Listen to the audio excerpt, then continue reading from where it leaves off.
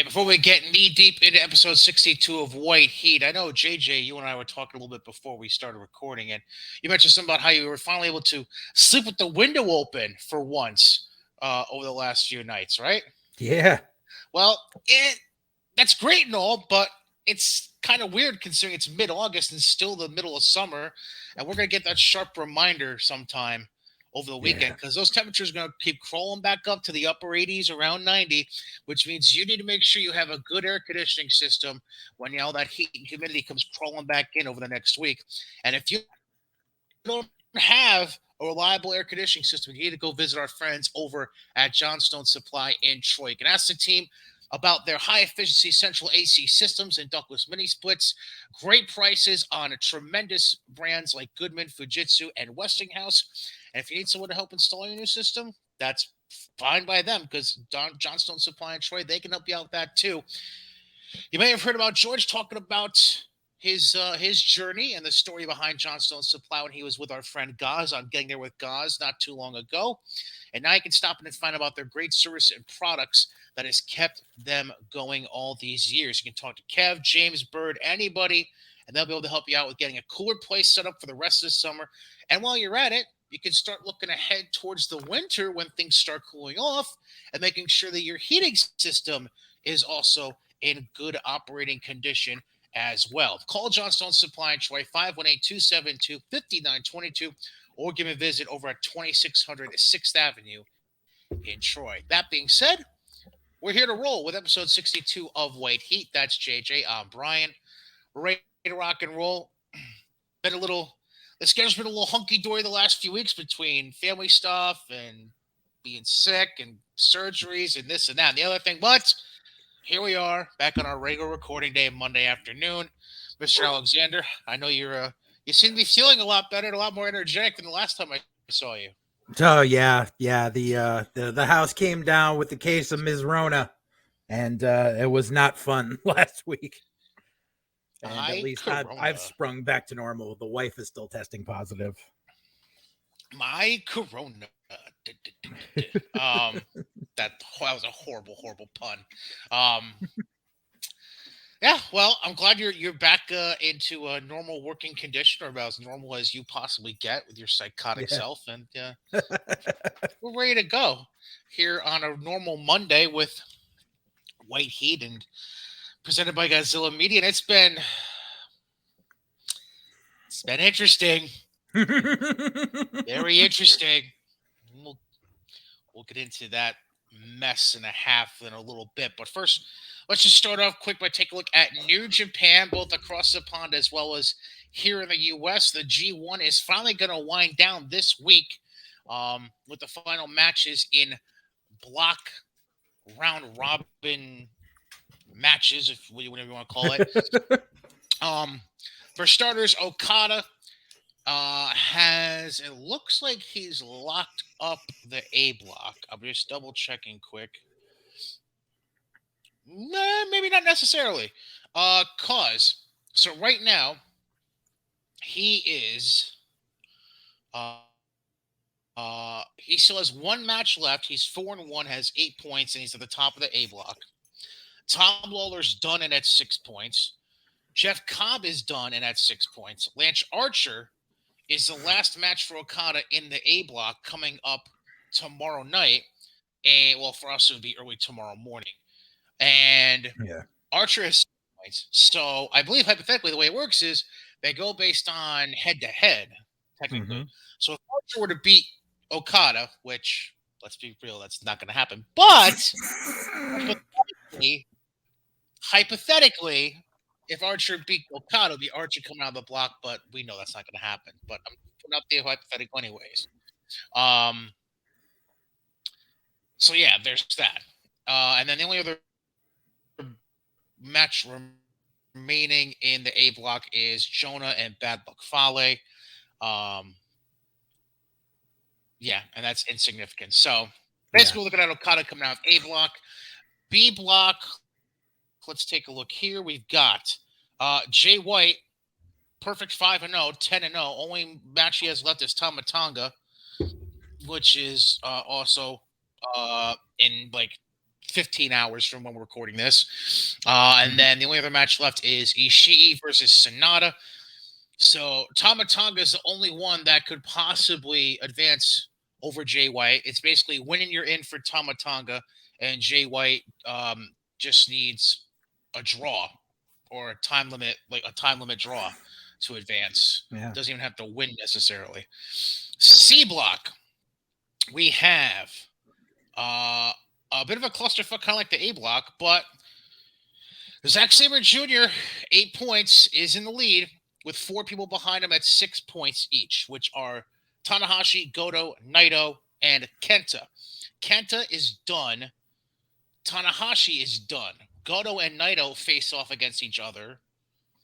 And then ZSJ has. Did I miss this? I'm sorry. ZSJ and Naito have a match coming up. And then the other match is Goto versus Evil. My apologies. ZSJ's only losses to Tanahashi, so that loss doesn't matter. So it's literally a win and you're in for Naito. And then ZSJ is, again, same thing as Jay White. Or same thing as Jay White and Okada, actually. Time limit draw or a win in their end. And then the D block to wrap things up. We have 5 people with 6 points and 2 people with 4 points. God almighty, I don't even want to know. I don't even know if I can. The good thing is, it's a win and you're in scenario. Yoshihashi, David Finlay, and Yujiro Takahashi, who all have 6 points, they're done. Mm-hmm. Truce Robinson, El Phantasmo, they have 4 points each. They face each other. Or excuse me, no. My apologies. Juice Robinson faces Will Ospreay, who has 6 points. Takagi has 6 points. He'll face El Phantasmo. Mm-hmm. The situation here, though, is Takagi beat Ospreay earlier in the G1. So for Takagi, it's winning in, no matter what Ospreay does. Right. Ospreay needs a win and then a loss from Takagi to advance through the D block. So, interesting scenario there for the D block. That's really the only interesting scenario out of the 4. This year's G1 is just a mess. Well, it's because they have 28 people instead of just a regular 20. That's why but I mean, it feels like a mess. That, but like, what happens if Jay White wins? What's your main event for Wrestle Kingdom? Jay White versus a broomstick? Or maybe they go Kenny Omega style, Jay White versus an inflatable doll. I don't know. No, this is New Japan, not DDT. We're not that dumb. Hey, listen, I'm throwing out random shit. I don't know what to tell you. Well, you know, we still got ZSJ saying that he's going to win and cash in fucking England and not in Japan, which would never happen ever. Yeah, I was about to say that better not happen. Meanwhile, for New Japan Strong, they did finally crown their first tag champs, and the winners were Aussie Open.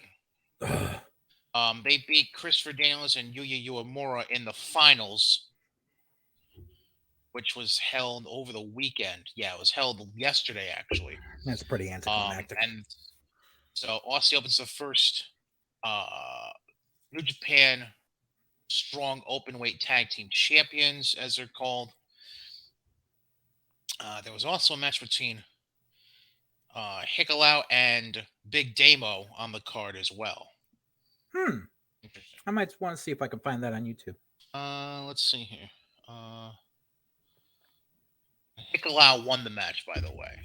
So, but that was the main undercard match on the. Oh, it's actually.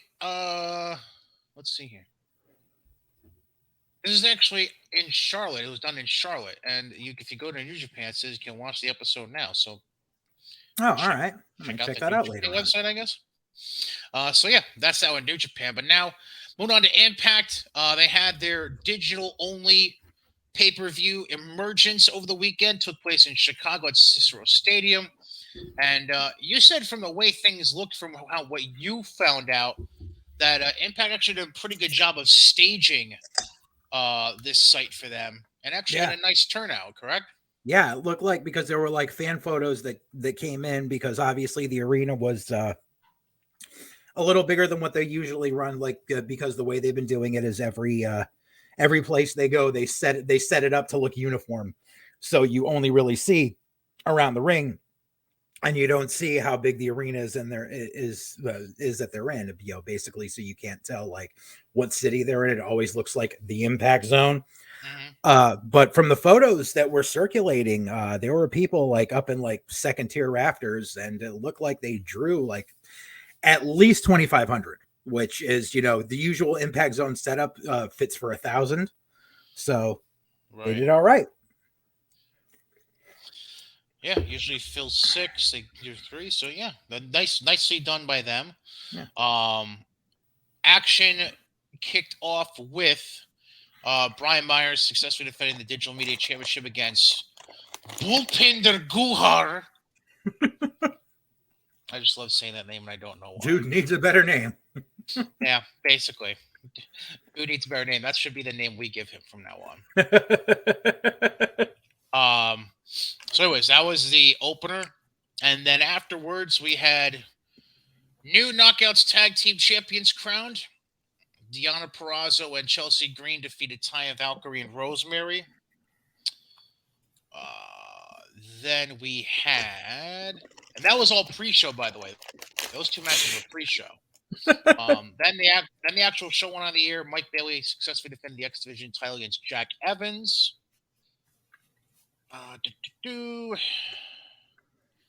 And there was a brief promo backstage with Honor No More. Then Sami Callihan and Steve Macklin were supposed to have a match, but then Macklin attacked Sami during his entrance, and they had a brawl outside. Um, and they just They never fought had the off. official match, basically. Then Violent by Design, Eric Young and Diener, they beat Chris Sabin and Kushida in tag action. Then we had a backstage interview with the new Knockouts Tag Team Champions. I'm sure you would have loved to have seen Deonna Purrazzo do that.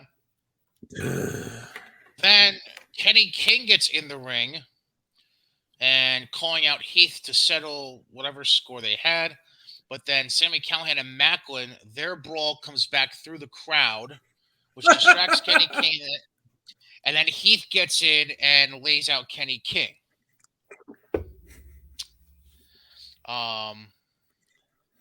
And then Heath gets interviewed by Gene Miller as he's leaving the ringside area, saying if Honor No More survives their no DQ match with Bullet Club tonight, he'll be waiting for them on the other side. Whatever. Then in a special attraction match from Triple A, Bandito defeated Rey Horus. One-on-one. Then Moose is interviewed backstage, denying that there's any actual alliance between him and Steve Macklin.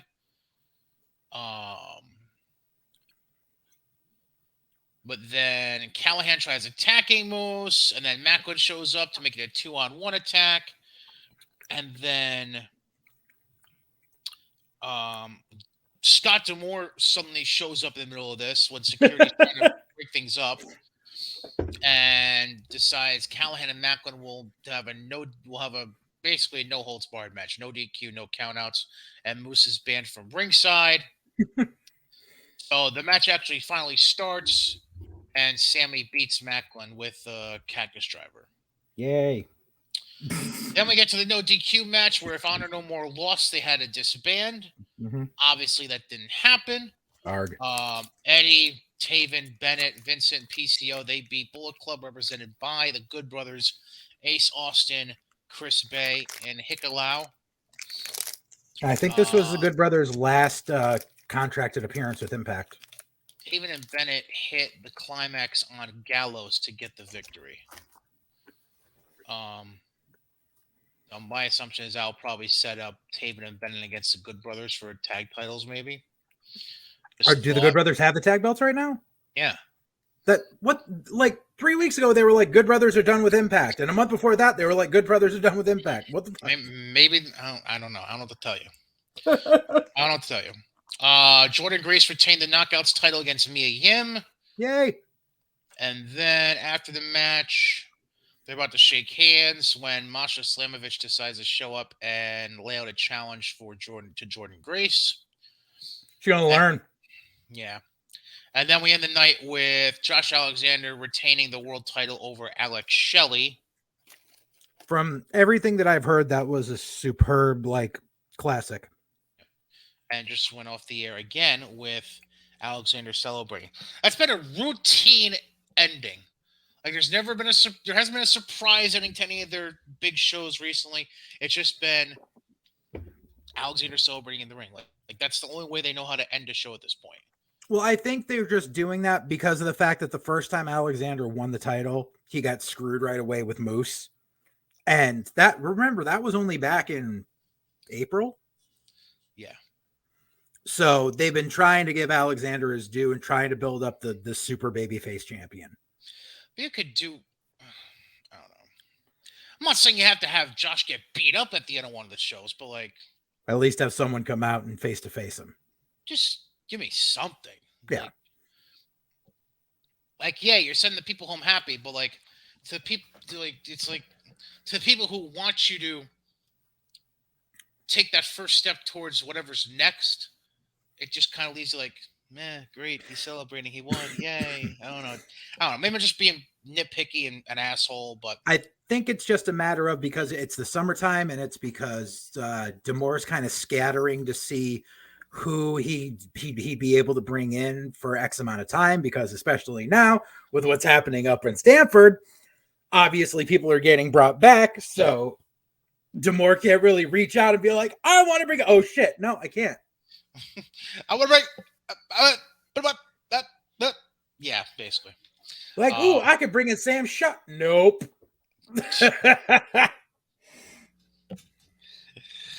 Let me see if I can get a hold of AJ. No, they went back as Hit Row. No. Yeah, pretty much. You know what also means? It's cutting the legs out from underneath Tony Khan. Yep. Yes. So I will let you decide the direction that we go, sir. Would you like to cover 2 weeks of AEW now? Or would you like to cover a week and a half of WWE? I would like to cover a week of AEW and the low lights from the week before that, because I don't want to cover a full 2 weeks of AEW. Okay. All right. So I have both weeks. So get out your notes, good sir. Whoa. What is this computer doing? There we go. All right. Let me know when you're ready. I'm ready. What do you have? Do you have your notes from just this past week? Just this past week. Okay. Because the week before that, like, what was the big thing? Was the big fucking Adam Cole turn? Basically, yeah. So I'm just gonna kind of roll through this. Let's see here. All right. So the week of this was August 1st. Yes. Yeah. So the week of August 1st. So this will be the August 3rd episode of Dynamite. Mm-hmm. So we start with Lethal beating Cassidy and the whole schmaz after, with Wardlow coming out and accepting Lethal's challenge. Then we had the Undisputed Elite segment you just mentioned. Which, I'm sorry, this is not long-term storytelling. You are not allowed to take something that happened in another company 5 years ago and glom onto it and say that you are a long-term storytelling booker. No. I'm assuming you're talking about the whole Ring of Honor, Bullet Club, Adam Cole, and Bucks thing. Exactly. Okay. Because they betrayed Adam Cole and blah, blah, blah, because that was when Adam Cole got signed to NXT. That has no inflection upon this whatsoever. Just because it happened somewhere else doesn't mean that it's happening that like you get. Let me think here. You could say the same thing about when Hennig turned on the Horsemen in the War Games match and joined the NWO. Right. That would be like saying he did that because of the feud that he had with Ric Flair and WWE 4 years before that. Yeah, that'd be pretty dumb. Exactly. I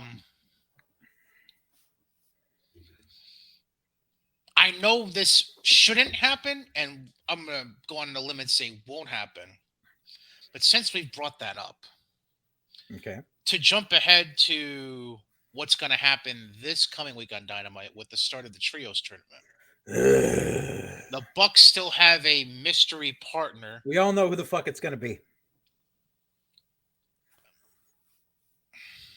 How far do you think Tony is willing to go with telling the story? What story is he going to tell? If they're really trying to retell this story from Ring of Honor, there's a third wheel we're not mentioning here. A very controversial third wheel at this point in his career. Let me remind you, who came into Ring of Honor into Bullet Club that night they turned on Adam Cole? Wasn't it Cody? No.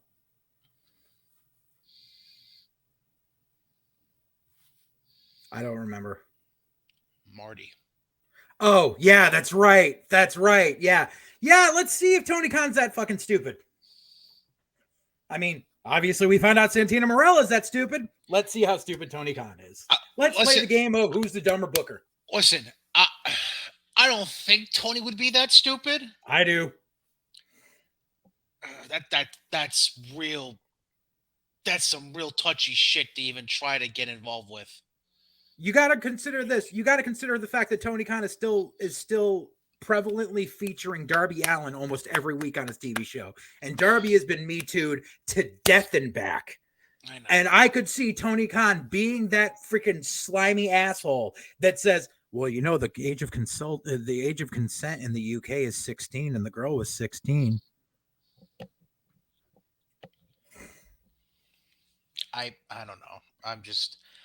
I know it's a wild card. It's a very long shot, but if he's really allowing the Bucks to tell this story and Cole to tell this story properly,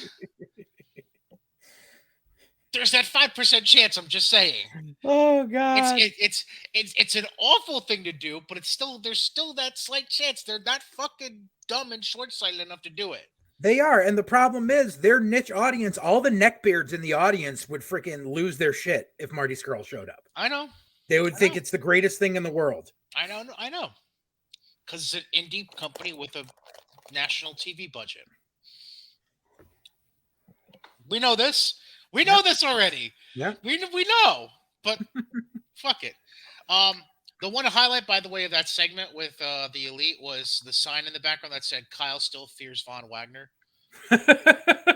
I missed that. No, I caught that right away. That was lovely.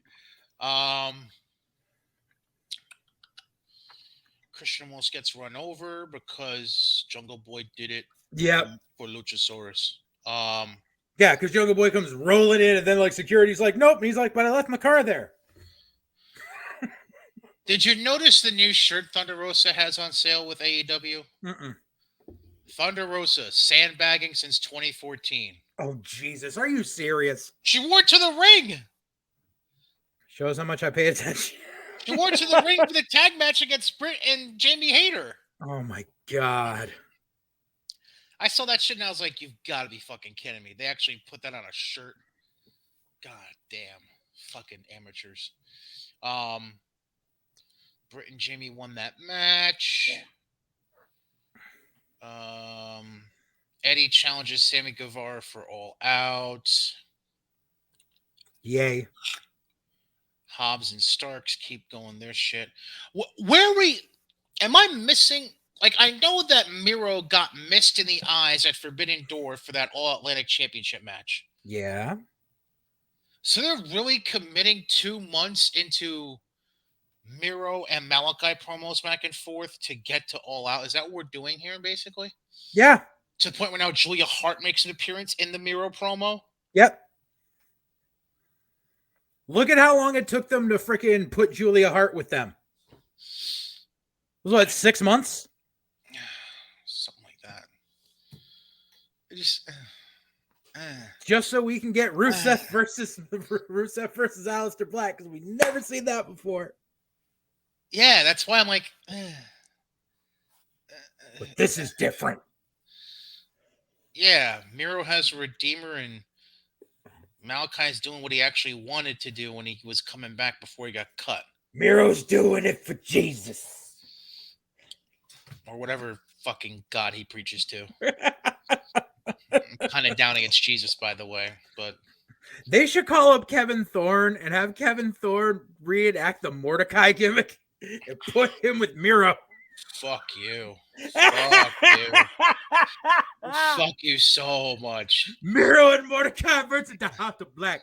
Yeah, because Miro in all white, that's a great juxtaposition right there. Yeah. That's money, baby. No, it's not.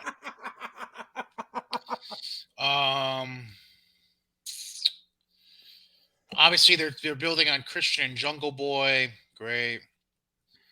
They're really pounding the pavement with this Daniel Garcia, Bryan Danielson shit. I know they're having a match this coming Wednesday, 2 out of 3 falls, but they're really pounding the pavement with this whole Dragon Slayer shit they're trying to book them as. Which is going to go nowhere after this week. It looks like Ethan Page joined Stokely Hathaway's group. Yeah, because Dan Lambert's just gone now. Yeah, just disappeared apparently. Ethan Page is mad. Dan Lambert's gone. What's with Anna Jay randomly choking out people backstage these days? Dude, I don't even know. Like, it makes no sense. Right, like, what the fuck? Like, I'm gonna choke everyone out. I sound like a crying teenager every time I cut a promo. I don't get it. The Acclaimed win the dumpster match over Gun Club and then shove the dumpster off the side of the stage. Gee, I wonder where they got that idea from. Seriously, like it frame by and it wasn't even that big of a drop either. It was like a 2-foot drop onto a bunch of crash pads. And then because it was such a short drop and the crash pads were right against the fucking stage, it caused the dumpster to flip a 180 instead of land on its side. Yep. They did it. What they should do is put the crash pads a little bit away from the whipping stage so that it would catch the dumpster and not make it flip an extra 90 degrees. But the fuck do I know? I know, math, brother. Yeah, no, Tony Khan. That's not statistics, so it's not the math that Tony Khan knows. He failed geometry. Instead of pronouns, pal. Mathematics, pal. Another fuck Judas moment. Because, yeah. Then Jericho beats Yuta to keep setting up what happened this past week. Yeah, this past week. So now we're at a point where we don't need to have Mox bleed every match, but somebody in a Mox match needs to bleed every match. Because Mance Warner decided to bleed for Rampage. Oh, Mox didn't bleed during that? I think all the blood on him was from Mance Warner. I mean, you can't even tell what.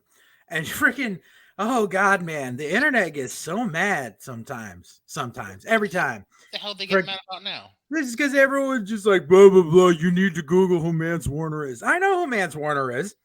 It makes no fucking sense that he won a random ass battle royal on a random ass show, and that gives him a title shot in a company he's never worked in before. What was a title shot? Was it a title shot or was it an eliminator? Oh no, it was a shot. It was an eliminator title shot. That's right. Even still, he's not even he's not employed by the company. He's not in the top 5 of the rankings. So now he's out. So wait. And I'm gonna get to this more when we cover Rampage from this past week. Yeah. So AEW built themselves a sport, and we're gonna follow rankings. Wins and losses matter. Yep. Yet, we're just handing out shit left and right for no fucking reason. And we're having Pac defend the All-Atlantic title against people who we don't even fucking know and companies we might not even fucking heard of because reasons. Yep. Because that's the Tony Khan logic is we have rankings, but if we put eliminator before it, it means anything goes. Or if we do a random ass battle royal, that automatically counts. Like, no, that's not how it counts in any other fucking sport. Your rankings are bullshit. But yeah, and so we got Mox versus Mance Warner, and the thing is, like, Mance hasn't like been of note anywhere since leaving MLW in 2020. Like, and he wasn't even a really big thing there when he was there. Like, his biggest proponent was Cornette when Cornette was still doing commentary there until Cornette saw he's a Southern wannabe Briscoe brother. He's the long lost Briscoe brother who thinks he's Steve Austin. That's the problem. Oh yeah, I'm drinking light beers. I don't give a fuck, dude. Get a new gimmick. Anyways, Mox beats him because, duh. QT Marshall offers the factory as protection for Ricky Starks. Who cares? By the way, since when is Dolph Ziggler Light managed by Peter Avalon? I thought Peter Avalon left the company.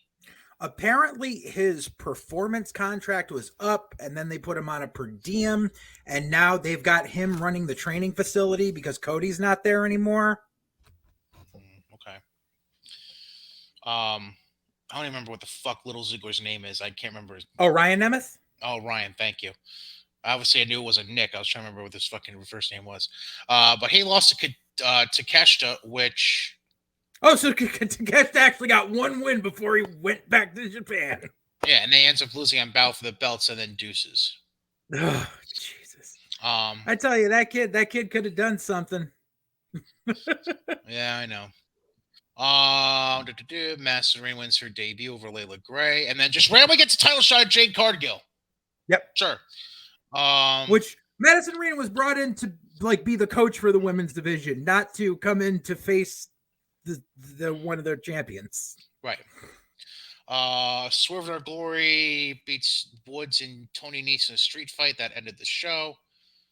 And then Battle of the Belts, Wardlow beat Lethal to retain the title, but then got laid out after the match. Giant pinhead. Yeah. Thunder Rosa retained over Jamie Hayter, and Claudio retained the ROH World Title over Takeshita. That was Battle of the Belts. And nobody cared. What was it? What did it draw? 400,000? Some shit like that. It literally, it's like every Battle of the Belts has gone down. It hasn't drawn like it. Yeah, it drew less than the one before that.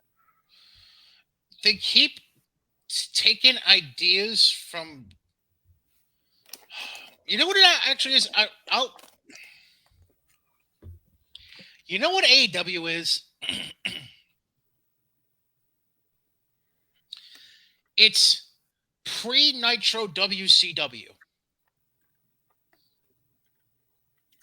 Because they're taking all the names they can that either want to leave WWE or got released by WWE.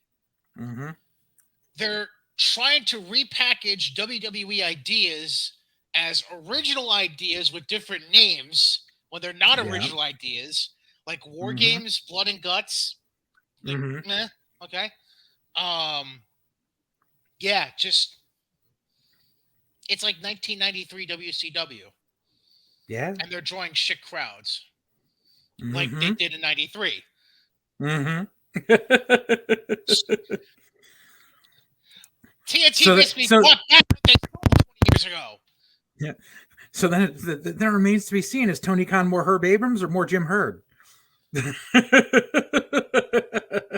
a mix. It's like Herb's coke addiction and booking with Jim Herd's lack of business sense. Yeah. Just put together. And you have Tony Khan. Yeah. And sprinkle in the genetics of Father Khan. Was it Shad Khan? Jad. Yeah. All right, so we get to this week's TV for AEW. Oh, Jesus. Take a nice long drink, sir. Yeah. Oh, this is 4-hour-old coffee, but it's mocha latte, so it actually still tastes delicious somehow. All right. We've reached the bottom of the cup. I don't know why, but something possessed me to take very detailed notes for this episode of Dynamite. Again, I don't know why, but for the first time in a while, I took detailed notes. So, this is as I'm watching off the top of my dome notes, for starters, well, we got blood 3 minutes into the show because we had to open with the 3 coffin match. minutes. 3 minutes.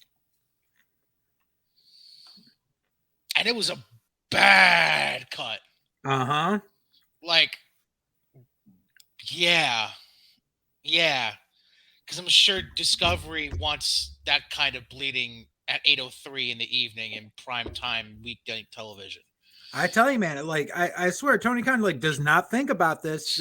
Warner Discovery is going to come on in and be like, "Yo, knock it off." Yeah, they're gonna do to them what Spike eventually ended up doing to ECW, essentially. You mean TNN to ECW or TNN? It was still TNN back then, correct? Yeah. Like, yeah. Tony's gonna learn quick when he gets that first warning to change his fucking product. Mm-hmm. Like, we have some notes. You can save the blood for pay-per-views. You don't fucking need it every week on TV. Seriously, it's like more. And you than already know that overused. Danielson Garcia is going to have blood at some point this week. Probably. Why? Because it's 2 out of 3 falls, and Danielson basically is challenging Garcia to try to be the best wrestler, not the best sports entertainer. So that means Garcia is going to flip a switch, and somehow Danielson's probably going to bleed. Probably. I'm calling it now. It's going to happen. Anyways, back to the notes. Brody was cut bad. Yeah. It's how sad it is. It was just a year ago. I was really into Brody King, and then Tony Khan ruined him. Yeah. Here's the other thing I thought about. Factor in how bad the cut was, and guys had to wrestle on that for another 3 hours. Right. That's the other end of it that I wrote a note about. Like, this ring's got to be shared for another 3 hours after the fact, because you're taping Rampage after this. We're not stupid. Yep. Mm-hmm. Like, what are you doing? Yeah. Anyways, and I made another note about the blood. I said, Jesus, that's a lot of blood for 8:05 p.m. on a Wednesday. Yeah. Then of course we have a table. Yeah, like literally, it's like Brody starts bleeding, and a minute later, like fat man flopped through a table. Yeah. Like this is all before 8:08 p.m. Yeah. Then they black out for the arrival of the rest of House of Black. Another table set up in the corner so Brody can cannonball Darby through it, which I thought he killed him with, because you're talking about 300 pounds cannonballing 150 pounds through a table into a turnbuckle. Fucking A. So blood and 2 table spots before 10 minutes into the program. And then we have Sting hiding in the coffin, because fuck my life. Who nonchalantly just kind of gets up real slow, and Buddy Murphy's just standing there watching. Right. Let me wait for the 60-year-old man to get up out of a coffin that was uncomfortable to begin with, even though he's only been in there for 2 minutes, because he clearly got in there during the blackout spot. Right. You know how I know this? The coffin was fucking open at one point during the goddamn match. Yeah.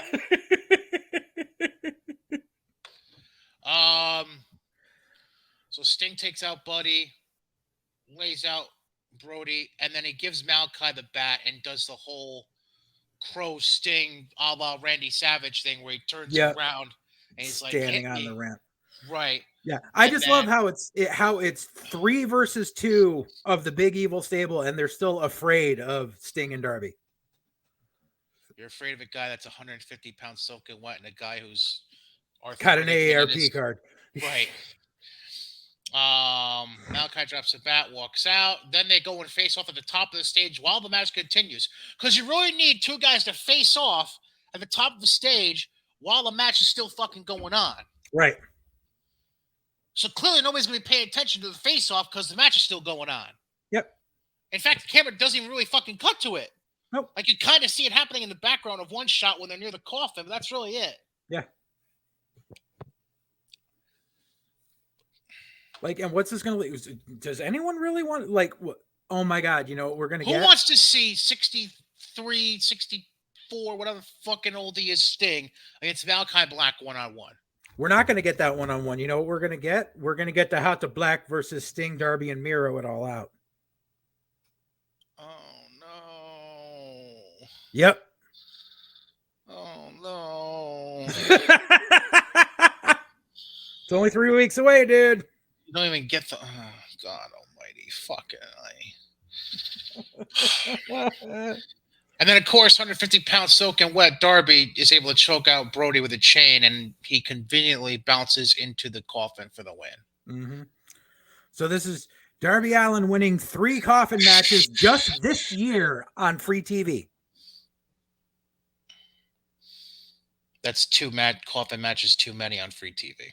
Yep. Then we have Mox doing a backstage pre-tape, which I'm assuming was about Jericho. I didn't write down that it was, but I'm assuming it was. It was, because I was so sick of this shit of Jericho being the last survivor of the Heart Dungeon. No, he fucking wasn't.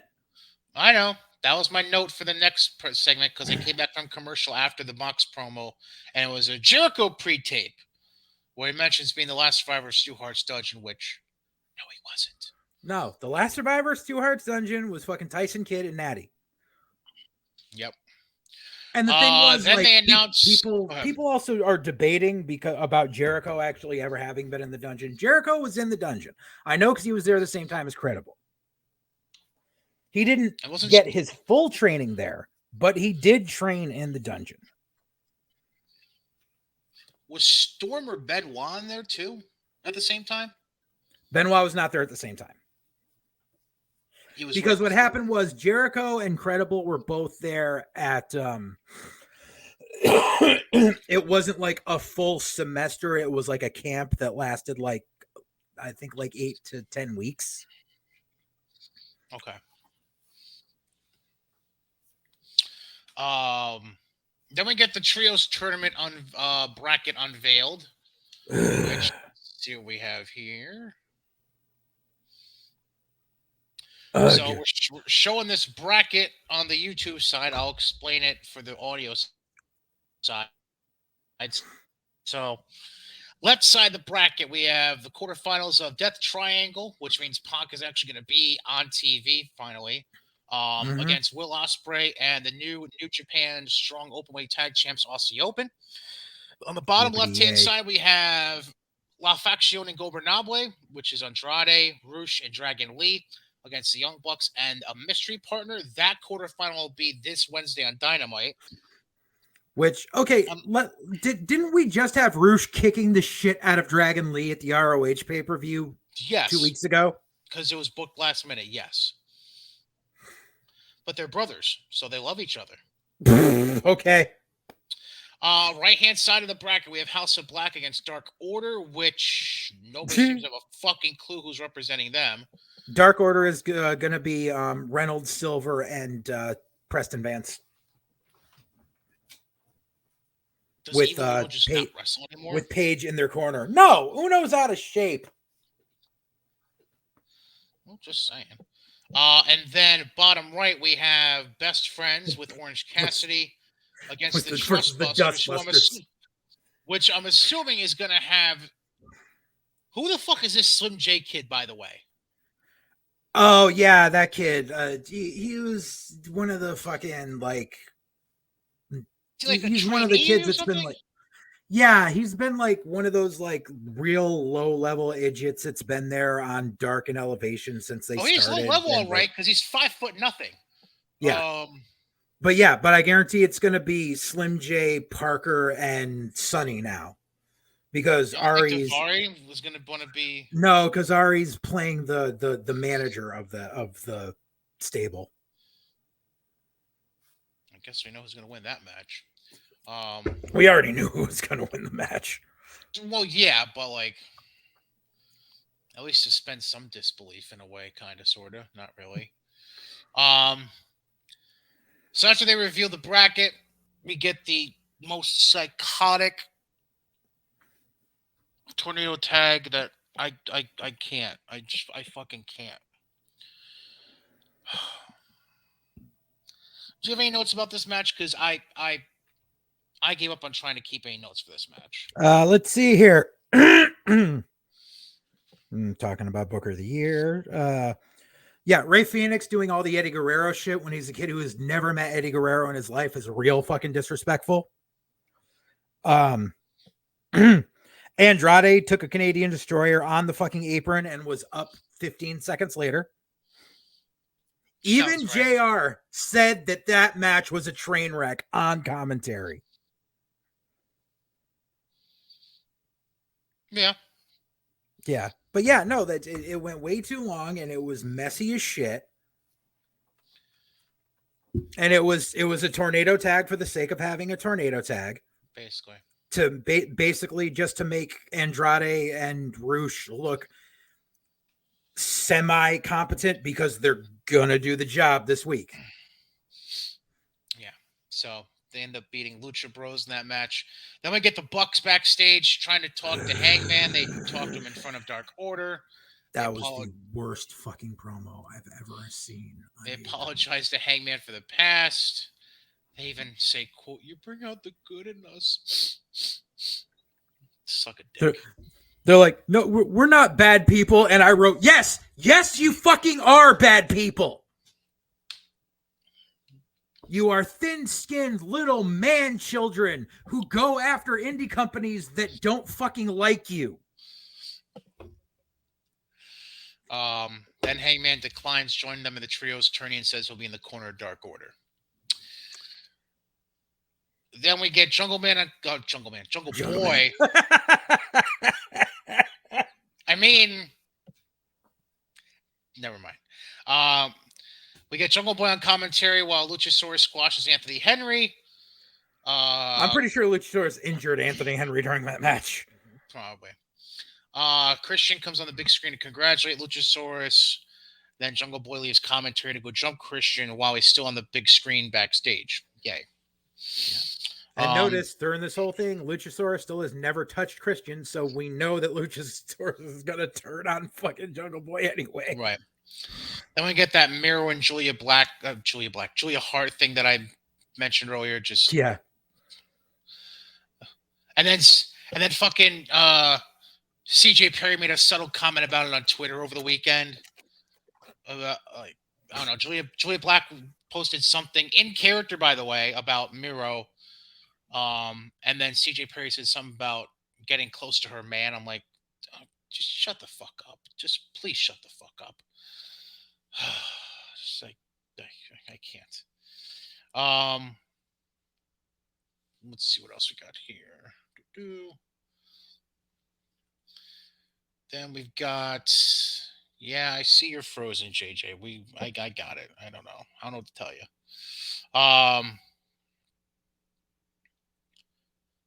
So we got Hobbs backstage interview interrupted by the Factory. All this stuff I'm mentioning we'll get back to once JJ gets unfrozen somehow, some way. I don't know. I'm thinking I should just. Oh, move him to the video. Yeah, there we go. Perfect. But yeah, CJ got very insecure about that. I don't remember why or how. He just, I don't know. She said some stupid shit. About. See if I can pick it up and see if I can get. Tweet was because Julia Hart, like I said, she did something within character, and then CJ, Lana, whatever the fuck you want to call her, she just had a shit fit about it. Oh, here it was. So Julia.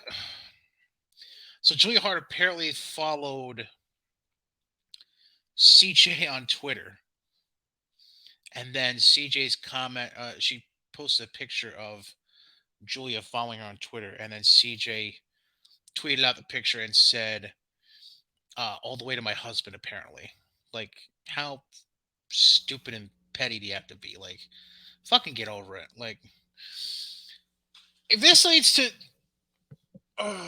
leads to her showing up in AEW at some point, I might lose my shit because there's no need for her.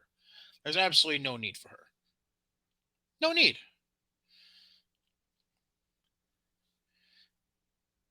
I nobody wants to see it. Nobody wants to see it at all.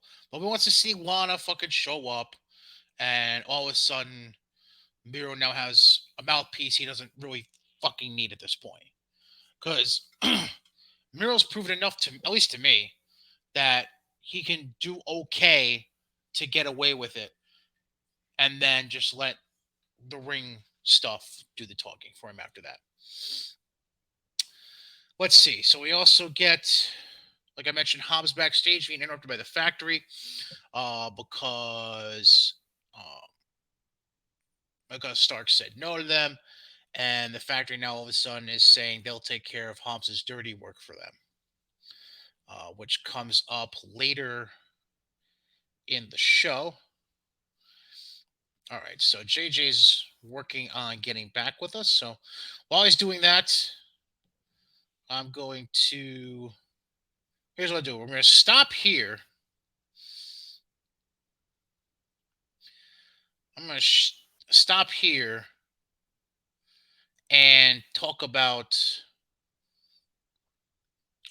just some news and notes. So we'll come back to the AEW stuff in a few moments. But while JJ is setting up his computer and figuring that out, I'm just going to go through and see what news and notes tickle my fancy that I'm seeing here, to see what we've got here as we are looking at news. This as of Monday around 2:45 in the afternoon Eastern. Um, Apparently there's talk.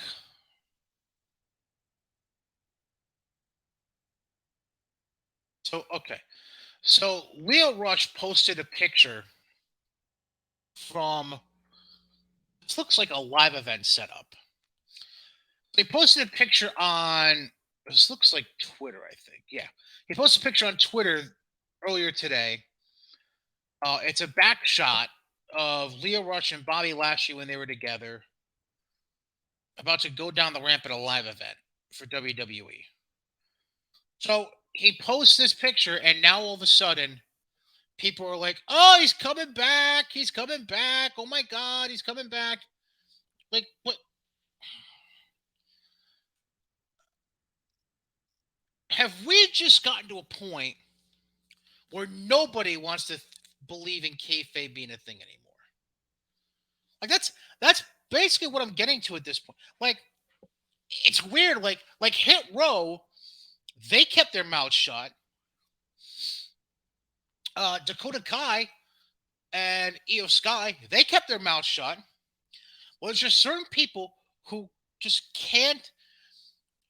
They just refuse to believe in the concept of kayfabe anymore at this point. Now, I'm not saying Leo. This means Leo Rush is definitely coming back. That's not what I'm saying. Um, but the fact that he's even teasing it, it's like, dude, like, come on, man. Like, Hunter's doing such a good job with reigniting a fire underneath the WWE fan base that had gotten used to stale, repetitive programming over the last number of years with Vince under the helm. It's I, I'm just at a loss for words when you see talents purposely just potentially, I should say, wrecking the surprise and drama of it. Like, what does that make you, that you go and do this shit? Like, how does that make sense? How does that make sense? And why would you do it? Because now you're just killing your own bluster. You're killing your own momentum at that point. Like, I don't understand it. It doesn't make any freaking sense at all. At all. Like, why would you do that?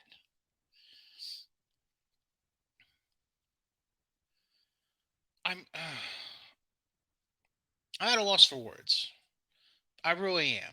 I just don't know what, I don't know what to even say at this point about Leo Rush. It's just such a self-centered move without any forward thinking at all. Like if you had any forward thinking and you're really trying to push yourself as a star, you would think you know enough to keep that element of surprise. But instead, Leo says, fuck it, I'ma do me. I don't care about everybody else. I don't care how big this might be if for the company if this is a surprise. Fuck them. I'm gonna do me and protect me. Like that's just a very, very selfish move. I don't like it. I don't like it at all. I don't like it at all. Um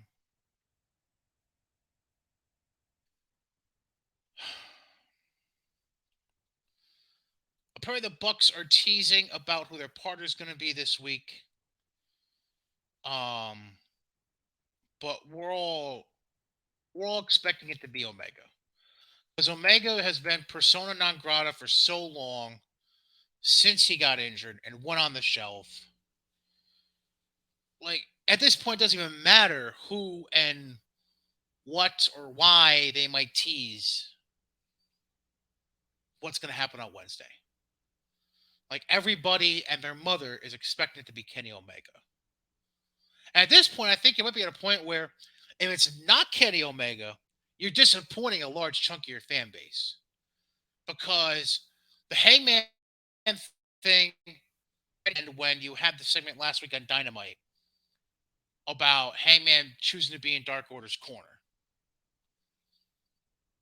So now you've kind of pinned yourself into a predicament where it can only logically be one of two people. Kenny, who pretty much everyone is expecting it to be, or the option I mentioned earlier in the show, which the only reason it's even a logical choice is because of the way they've been telling the story with Adam Cole and Red Dragon, and that option would be Marty Scurll. Those are the only two options they have at this point. One of them is an EVP and a day one guy in the company, and the other is a potentially toxic choice to bring in that nobody really knew was taking bookings again until like a month ago. So, really, two means one, and it's Kenny. So, again, I don't understand why you would even want to spoil that, like, want to tease anything at this point. Apparently, there's a lot of talk about uh, Triple H backstage, and we'll mention a couple of these stories again once JJ gets back. We'll mention them at the end of the show.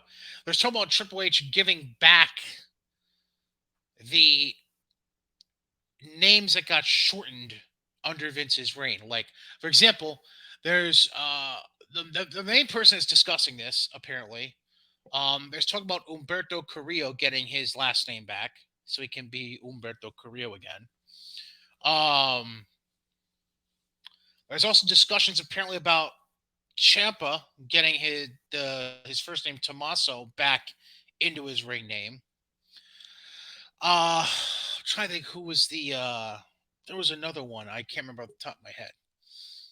Ooh, I hear a bing. Does that mean he's back? Oh, look who's back. Guess who's back? Back there again. Jeez. Good Lord. All right. So I paused the AEW talk to discuss a few things while you were gone. Okay. But to shift back to AEW. So I mentioned right before you left about the Miro Julia Hart Yep. thing from Dynamite. So fucking I'm not saying it's gonna happen, but there's a small chance we might see CJ Perry return to wrestling. I guarantee like she's just like she's been trying to fleece Tony Khan into bringing her in, but she's been asking way too much money. Well, here's the thing. Julia Hart apparently followed her on Twitter at some point recently. Oh boy. So CJ Perry retweeted a picture of Julia following her. Yeah. And used the caption on Twitter. This is yesterday, by the way. Quote, all the way to my husband, apparently. So now think of this scenario. We get that 6-man tag you mentioned, and then here comes Lana all of a sudden. Yay. Julia Hart at ringside. Because that's what I need. I really need Lana versus Julia Hart. Oh God. You know it. You know Tony will book that shit if he Yep. wants to. I know. So after that, we had Hobbs in a backstage interview interrupted by the factory. Basically, the factory saying they'll take care of Hobbs's light work, and Hobbs is like, "Yeah, we'll see." Sure. Um. Then we get Lethal, Sanjay, and Satnam in the ring. Jay Lethal basically is looking for another shot at the TNT title. Yay. Wardlow just accepts, Yep. sure. And then he comes to the ring with FTR to even the odds and send the other three packing. You know, it's funny. The Pinnacles seem to be doing a lot more now together than they ever did when they were an actual fucking stable. Yeah, they subtly tweeted about that within 24 hours after the show. Then we had a JAS backstage interview with Tony with cokehead Matt Menard there. Jesus, he was out of control again. He's always out of control. Get the fuck out of here. Like, seriously, I want to figure out who He had sniffs the from more Tony's stash before every segment. Like, I'm trying to figure out whose cocaine-fueled promos were worst, Matt Menard now or Wayne Bloom in AWA in '89. Vaughn could use some of that blow. By the way, a question. Didn't Aaron Solo have a W at the end of his name at one point? I don't recall. Shit? I just thought it looked weird. I thought he had a W at the end of Solo at one point, but maybe not. But yeah, I'd like to mention, that was one of my notes. Because Starks and Solo tagged a few times on the indies, the Basement Goblins are also calling that long-term storytelling. No. Like, who gives a fuck if they were the Wrestle Circus Tag Team Champions? Nobody cares. And by the way, when the fuck did Cole Carter join the factory? Did I miss that? That was like last week. Was that an AEW dark booking that I didn't know about? Yeah. Oh, okay. All right, great.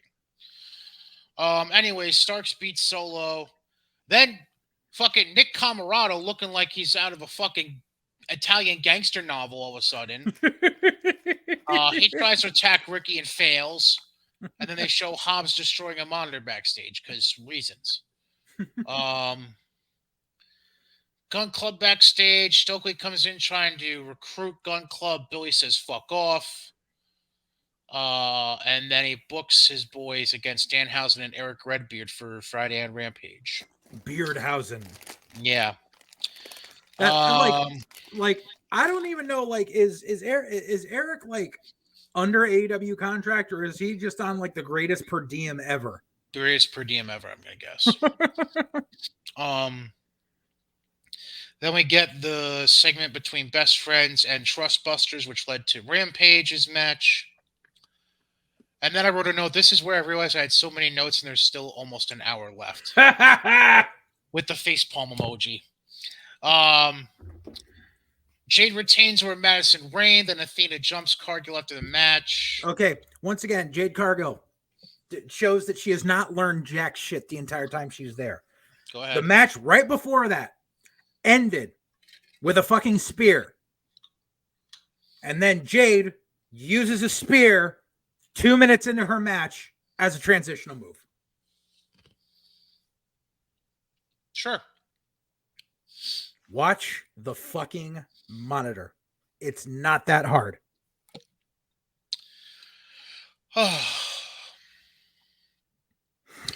Talk about an by the way announcement. So Storm and Thunder Rosa were backstage with Tony. And they used that for Tony to announce that because Chris Statlander has a knee injury again. Tony Storm's number one contender again. Because fuck all.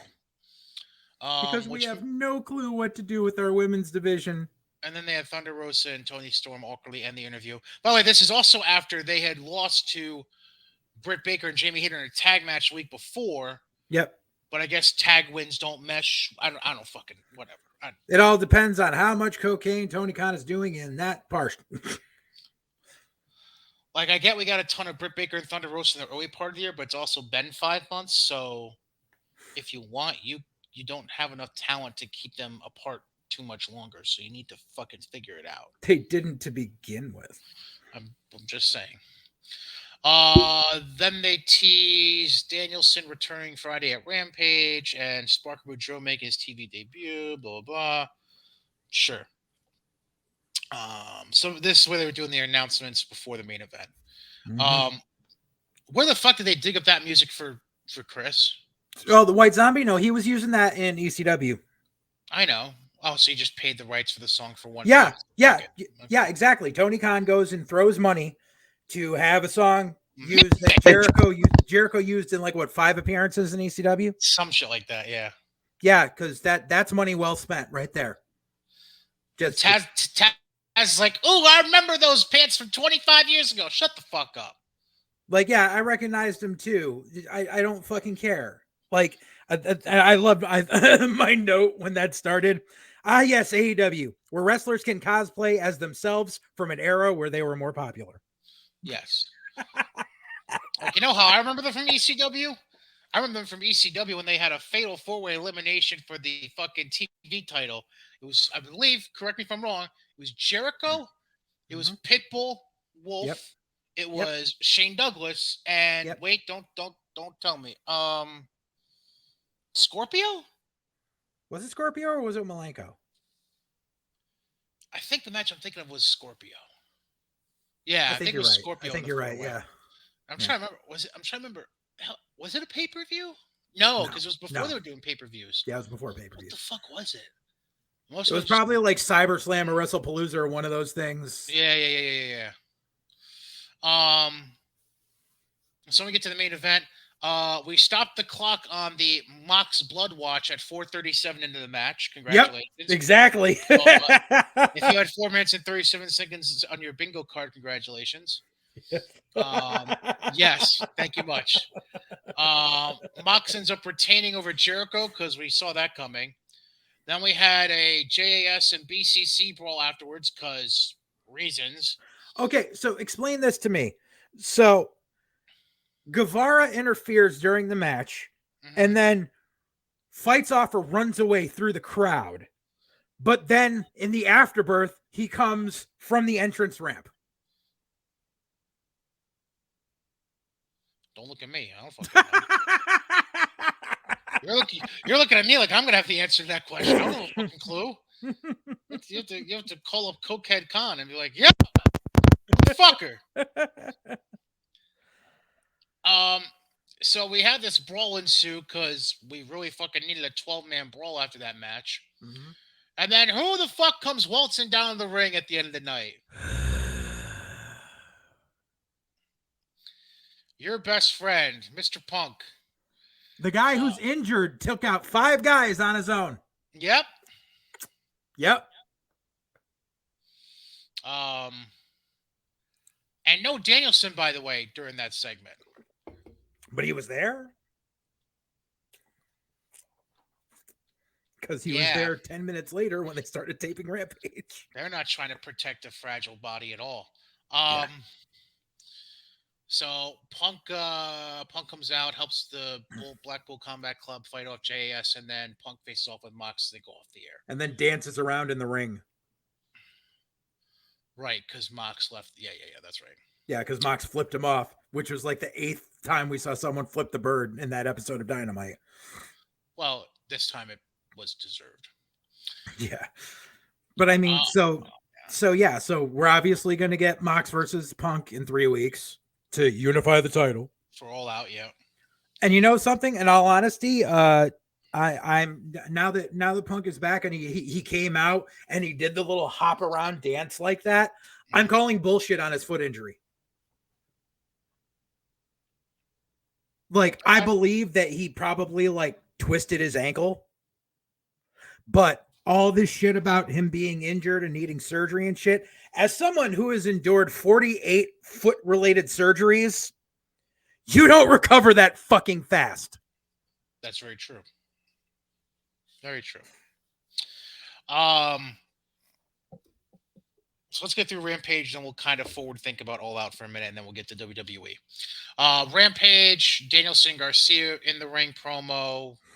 Danielson basically asks Garcia if he wants to be the best sports entertainer, the best wrestler, and then leaves. Okay, whatever. We're gonna have a 2 out of 3 falls match at House of the Dragon. Yeah, exactly. Where it's going to be the dragon versus the dragon slayer. At the House of the Ooh, Dragon. the house of the dragon. Um, then we had Sammy and Ty retain the AAA mixed tag team titles for Dante Martin and Sky Blue. The Newlyweds. Yeah. Then Ty Horn. Mello. Why isn't she Ty Guevara? Don't ask me. Um, then we had a Lucha Bros pre-tape about the trios quarterfinal match they have coming up next week. Well, this week. I did. Um, There was a promo with the Private Party going off on Andrade. That the same one? that was later. Oh, okay. Then there's my question of who the fuck is Slim J. There we go. Yeah. Um, then we had. Did you catch this, by the way? In the 30-second match between Parker and Sonny, Tony Schiavone called Sonny a big athlete. Yeah. Sonny's all of 190 pounds. Yeah.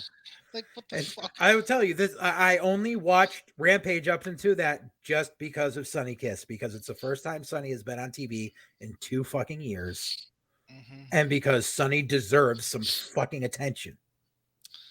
So, And Boudreaux squashes Sonny in like a minute. yep, 2 moves done. Yeah. And dude, Boudreaux is he is so pasty white and so fucking flabby. And like, dude, like that kid should be wearing a singlet. Did you hear his announced weight? No. 350? 330. 330. Jesus. So that means that he's 50 pounds more than Brock. Probably 50 pounds overweight. Well, yeah. Because I mean, because as much as you want to do this to try to look like you're buff, it's not hiding the gut that was literally just flapped like fucking day old pancake batter over his fucking trunks. It almost looks as bad as if I was trying to flex. Like, that's not good. No bueno. Like, the kid was obviously in shape when he was playing college football. He ain't hit a fucking weight room since he got signed to Vince, and it shows, and that's why they let him go. And that's why they dressed him head to toe in black when he was there. Mm-hmm. Then after that, we had the Andrade office thing with Private Party and Butcher and Blade standing there looking stupid, and yeah. Gun Club beats Danhausen and Eric Redbeard, but then Billy Gunn says that was awful, blah, blah, blah. And he books them for another tag match this Wednesday on Dynamite against Varsity Blondes. Yay. Sure. Is this the push for the Gun Club so they can unseat Swerve in Our Glory? Or so they can get revenge on the Acclaimed. And then beat Swerve in Our Glory? Maybe. Speaking of Swerve in Our Glory, they had a backstage promo with Lexi afterwards, and who the fuck... Who was it that called them out? Oh, God. Somebody called them out that's not even in the top 5 of the rankings. And Swerve basically said, yeah, sure, we'll defend our titles against you next week on Rampage. Sure. Because the rankings don't fucking matter. Oh, what the fuck was it? Hang on. I can't remember off the top of my head who it was. Maybe if I look... Oh, God almighty. Oh, who the hell was it? Not that's a big deal, but I'm just trying to remember off the top of my head. Because I remember seeing him being like, what the fuck are we doing here? Like, why are we... Why them? Fucking why them? Hang on. I'm on the results page. Hang on. I feel some people whose contracts are coming up, who basically Tony Khan is putting them on TV to be like, see, I used you before I let you go, so that way your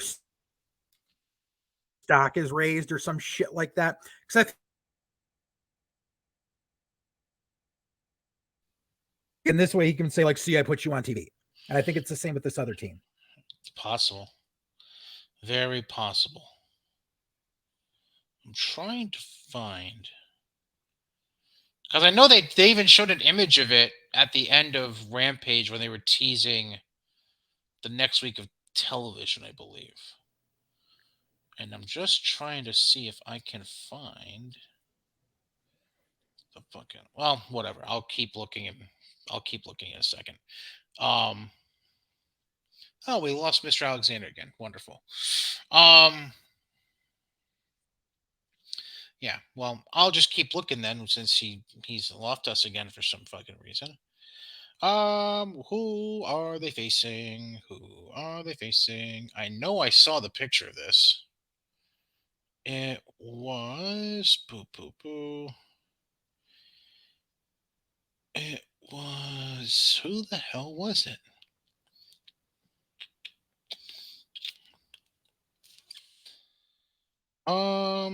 Yeah, this is weird. I can't find. Wasn't best friends.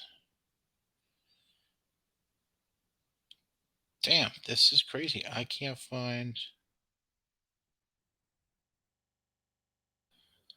I can't find who it was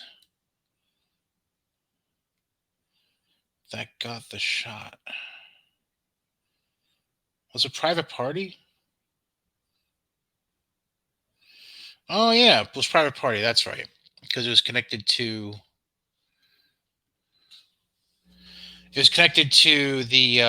the promo from The Office.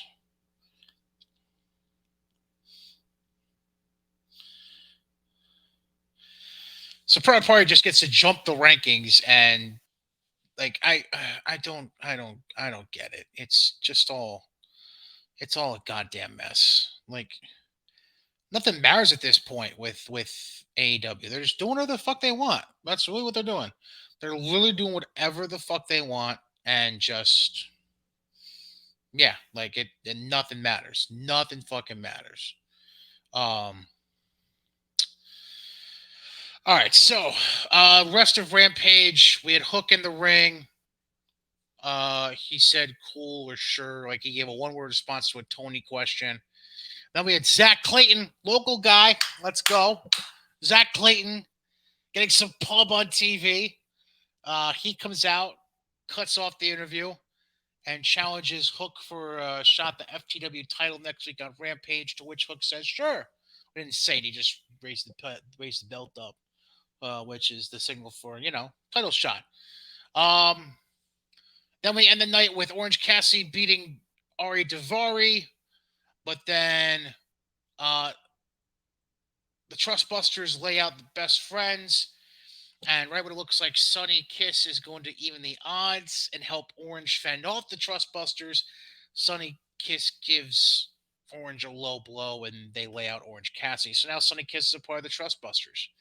Um, just absurd. Just goddamn absurd.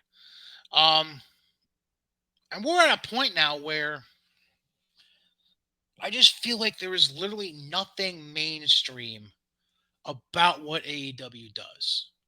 And this is why I keep calling them an indie company with money behind it. Um, this is why I keep referring them to like early '90s WCW. Like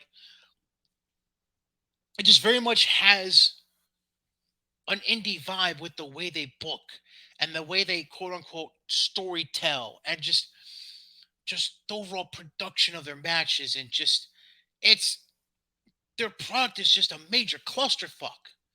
And I don't understand it. I just fucking don't. And you're gonna have all these people keep defending the shit out of AEW.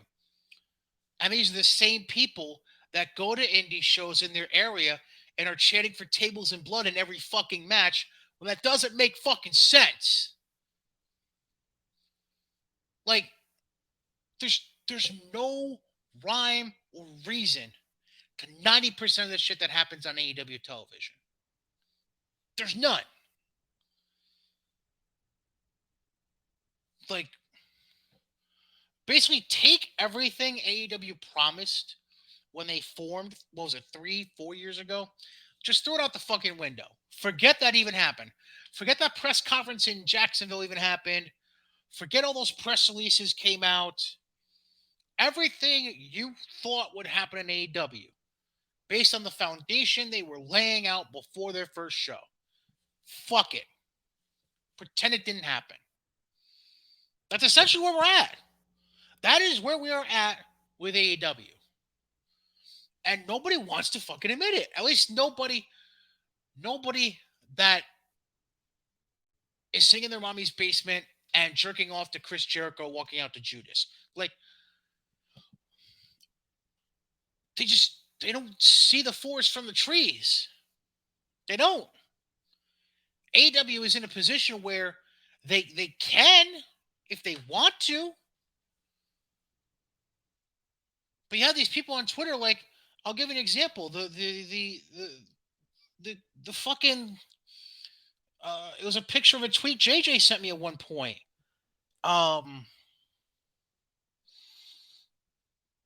He sent it to me last week, and I was thinking about using it for the show.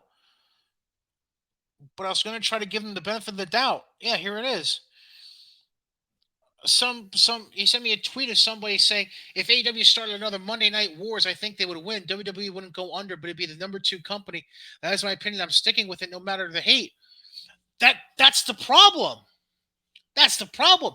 It's not that you have formed this opinion.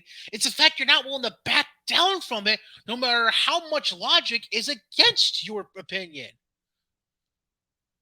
There is no logic to defend such an absurd opinion, yet these assholes still want to keep that opinion. They still want to tell you they think AEW could be competitive against WWE. They still want to tell you they think AEW could win a Monday Night War if they ever started one. It's not going to fucking happen. And these people who are blindly following AEW into the depths of hell, they need to open their fucking eyes at some point. And I'm saying this as somebody who had a family member suddenly stumble upon tickets for next month's Dynamite in Albany, 40 minutes from where I live. And I'm still on the fence about going to that show. Like, I wasn't going to go. And the only reason I'm even thinking about going at this point is because somebody happened to get free tickets in my family. Like, that's how absurd this shit is to me. That's how it is. Like, I'm just at a point where the TV is almost unbearable at times to watch and nonsensical. And I don't know what to do anymore at this point. I don't. Mr. Alexander is rejoining us, and he's shaking his head because his computer's being stupid. Seriously, I don't know what the hell's going on. My computer's like, you didn't use me last week, so now I'm mad at you. Basically. I was just going off on a tangent, by the way. Okay. A tangent that how AEW is nonsensical and people and the fans are they'll fall in the depths of hell to a fault. Which brought me back to a tweet that you had sent me a picture of last week. Quote, if AEW started another Monday Night Wars, I think they would win. WWE wouldn't go under, but it'd be the number 2 company. It's my opinion. I'm sticking with it no matter the hate. And basically what I was saying was, like, the product is borderline unwatchable. Yeah. And not only that, the people who are fully supporting AEW with reckless abandon help make it unwatchable by being fucking stupid. Yeah, very much so. Like, the people that hold the opinion that they could even compete, let alone beat WWE, like, y'all need to get your fucking heads checked. Seriously, and it's so funny how they'll have the defense over everything and be like, yo, you post the pictures of the half-empty arenas, and they're like, so? Like, no, so. If they're not drawing crowds and they're not drawing people watching on TV, then they're not drawing, period. You cannot say, oh, they're a better product. Oh, ratings don't matter. Oh, attendance doesn't matter. All these things matter. You know what it is? This is... So let me boil this down to simpler numbers. Because I feel like all the basement goblins don't understand the concept of thousands and millions. Yeah. let me break this down to an indie comparison. Imagine you have two indie companies in your market. One regularly is drawing 300 to 500 and filling their buildings every show. Mm-hmm. The other is lucky to get 50, and 35 of those 50 are comp tickets for family and friends of the talent. Yep. And you're trying to tell me the company that's drawing 35% profit from their 50 tickets is going to be better and could beat the company that's making pure profit out of 300 to 500 tickets sold every show. It's because they put on bangers, bro. Okay, who cares if they're bangers if nobody's fucking watching them? Exactly. Tree falling in the woods, one hand clapping. It's just stupid. I really don't get it. By the way, I figured out the tag team that Swerve and Our Glory accepted the challenge from. Who? Private Party, in a backhanded way, was challenging Swerve and Our Glory. That's right. During, okay, yeah, it was during the Private Andrade Party segment. Yeah, so it's Private. So Private Party just suddenly is getting a tag team title match for no fucking reason. because their contracts are probably coming up. I know at least Isaiah's is. I'm not sure about Mark's. And have fun with that, Tony Khan. I've got years of experience in dealing with Mark Quinn, the prima donna. Have fun. Go ahead, try to make him a single star, see what happens. Yeah. Real quick before we get into actual TV product from WWE. Johnny Ace is officially done finally. It's a new day. Yes, it is. So the only thing left is Badgerface. Mm-hmm. He's the last one. He's the last tumbler in that lock. Let's go. Mr. Dunn. Can we just replace Dunn with Brian Gewirtz? Can we do that? Can we swap them out? I'm for it. Anywho's. All right, so let's start with. You want to just go in chronological order at this point? Sure. Because where? All right, so that means we got to start with not last Friday. Friday the 6th? Yeah. No, Friday the 5th. Friday the 5th. So Friday, August 5th, SmackDown. So Ricochet beats Corbin, open the show. Yay. Zayn and the Usos backstage. I don't remember what. Oh, Sammy was trying to get a sit down with Roman, and Jimmy and Jay said they'll talk to Roman and see what they can do. Then Shinsuke beats Ludwig Kaiser to earn an IC title shot the following week. Kofi backstage interview, sure. Then we have Zayn Usos Part 2, where they say Sammy can't see Roman, but they send him to the production truck to make sure these entrance is perfect for later in the night. Because apparently that's what the Wise Man would do. And the Wise Man wasn't there because he was still fucked up from being F5 through a fucking table. Yeah. Heyman deserves a few weeks off for taking that fucking bump. A few weeks. Fuck, a few months. No, you don't want to go that long. True. Well, I don't know. I mean, Roman and the Usos aren't that bad on the stick. No, they're not that bad on the stick, but Heyman's just like he's a good piece, obviously, yeah. Then you have Liv with an in-ring interview with Kayla. The crowd was letting her have it for tap because they kept showing the fucking replay of her tapping during the pinfall at SummerSlam. Hey, it's like I said, I don't see shit in Liv Morgan, and I think the crowd finally doesn't see shit in Liv Morgan either. Yeah. And then Sonya Deville interrupted, which then basically started the gauntlet match. Shayna Baszler ended it by beating Raquel Rodriguez to get the shot at Cardiff against Liv.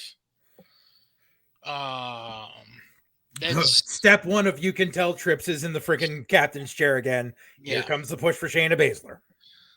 Which I'm okay with. I'm not. Then Zayn and the Usos again. Sammy's told he needs to start pulling his weight around here if he wants to remain an honorary Us. Interesting. Then the Viking Raiders squashed two dudes named Jim Mulkey and Tommy Gibson. Sure, good for them. They named one of them Mulkey. That was great. Then Kofi attacks the Viking Raiders with a kendo stick before beating Eric in a one-on-one match. Yeah. Then we get Roman in the ring with the Bloodline. He cuts a promo. Drew interrupts. And then we get the return of Karrion Kross and Scarlett back to the show. Life is so good. Um, Life is so wonderful. which is funny because literally 2 days before that, on episode 61 of White Heat, which you can catch on YouTube and all your other podcast channels if you want to listen to audio only, we literally asked ourselves the question, who else could come? And the two people we brought up most noticeably was Killer Cross and Scarlett. And who the fuck shows up? Cross and Scarlett. Karrion Kross with hair, too. Yeah. Which, you know, if he wants a different look, let him try it. Why the fuck not? Sure. Like nobody's gonna turn on him just because he has a fucking head of hair now. So then so that was last Friday. Then we move into Raw from this past Monday. Unless you had something else to say about that SmackDown. Sorry, I didn't mean to. Was there anything interesting you wanted to say about that SmackDown? No, I was extremely happy with the conclusion. I was sitting here on the couch, and the second I heard the freaking ding ding of the beginning of the theme, and I saw the screen go black and white, my jaw dropped. I was like, life is good, life is right again. And the crazy thing is, there was a small accidental tease about that, because at one point they panned to Drew during his promo, and they had already blacked out the staging behind him, and that was like, like obviously you weren't gonna know it was Cross and Scarlett, but it was like, why is it all blacked out behind him? That's fucking weird. Yeah. But yeah, were you more happy for Cross or happy for Scarlett? Cross. Okay. I mean, I'm happy that Scarlett's with him because that was sorely missing from when they brought him to the main roster. Right. He needs Scarlett for the gimmick. I hear you. Then we get to Raw. We open with Bayley, Dakota, and Io.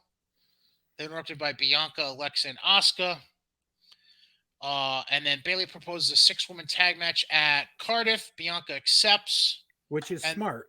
That's Triple H building for the pay-per-view rather than just having that match be on Raw for the sake of being on Raw. Correct. And then a brawl ensues. Whatever. Then our first actual match, Rollins beats Angelo Dawkins. So now he has a clean sweep over the Profits in back-to-back weeks. Then we get Edge and Mysterios backstage. Dom kind of sort of accepts the apology of Edge, but then shoves him away. Yeah. Goes off into the night somewhere backstage. That'll come up again later. Miz and Ciampa backstage interview. Ciampa is dedicating the match to Harley. Shows the Harley robe behind him. See, I was kind of I wasn't that happy with that.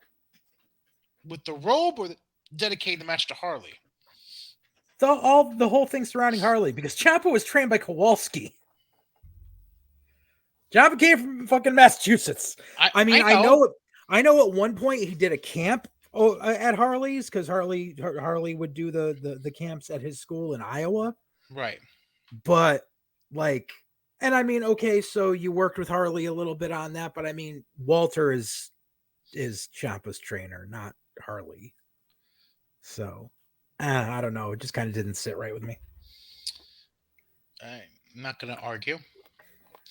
By the way, speaking of Ciampa,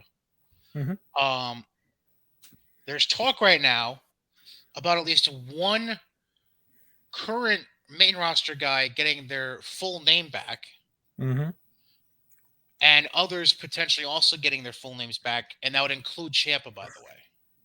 I'm for it. The one name they're talking about already having it done for is Humberto Carrillo. Yep. But other guys, like they're talking about Ciampa getting it back. I think Theory's been brought up. Yeah, definitely. I think there was one other name that I can't think of off the top of my head, but there was one other one that I just don't remember. Yeah. I think Dewdrop's looking to get a name change. Right. Yes, there's discussion about that too, but I don't think there's anything formal happening to that yet. Yeah. Which is good because like. Oh, and Dijakovic. Okay, that's the one I yeah. Yeah, which it's due time. Yeah, like the reckoning ended what, a year and a half ago? Yeah, and like he's been T-Bar forever just being on main event. And like he's been doing solid on main event and getting wins and stuff, but like no one cares about T-Bar. Like it was like let him Yeah, be Dominic Dijakovic. because what was the most recent banger? I think it was against, wasn't it Mustafa Ali, I think, recently? Like in the last week or two? Was it? I think yeah, main event. I think it was Ali. Oh, okay. Um so there's that. Then we get I think we were supposed to get KO versus Ezekiel, and then KO decided to lay out Ezekiel. Yeah, he went old school NXT KO. Yeah, he went KO turning on Sami Zayn KO. Yeah. Did the apron power bomb, and they brought out the gurney and backboard and shit for Zeke, and So you know what that means? Now we're gonna get the third brother. We're gonna get Elrod. or they're just ditching the Ezekiel character and have him return as Elias. No, I don't think. I think because they had to freaking because they laid those seeds a little while back where they had Ezekiel talking about Elias and then their other brother Elrod. So I feel like we're gonna get three faces of Foley with freaking the shit. What what could he possibly do to change his appearance at this point? Where with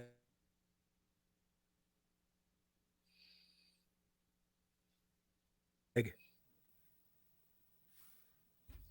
A wig. come out with blonde hair. Anyways, so then Balor and Priest come out, cut a ring promo. Priest challenges Edge to a match, not at Cardiff, but in Toronto on the 22nd for Raw. Mm-hmm. Sure. Um, I feel like that's going to be the stopgap, and then we'll get Balor versus Edge in Cardiff. maybe. Then Ray and Finn have their match. Um, Edge comes out, fights Damian Priest into the backstage area, and then Rhea comes out. Um, and she's carrying a beat up Dom Mysterio. Um, yeah, and Finn ends up beating Ray because Ray was just distracted by Rhea bringing out Dom like a fucking toy. Um,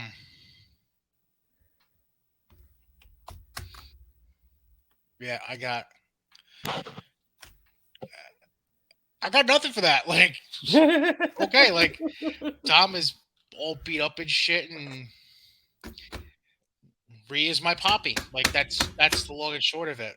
That's all I've got. I think JJ was bashing his fucking keyboard. Oh man, that had me for a second there. I guess if you could hear it in the background, JJ was clearly angry with his keyboard. I think. Um, Let me see if he froze again.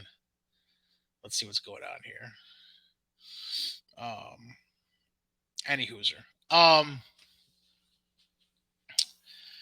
So yeah, Rhea bringing out Dom. That was an entertaining visual. Um, it's just I the only thing I'm it's almost like they're making Rhea, how should I put this? They're almost putting Rhea in like a China kind of spot at this point.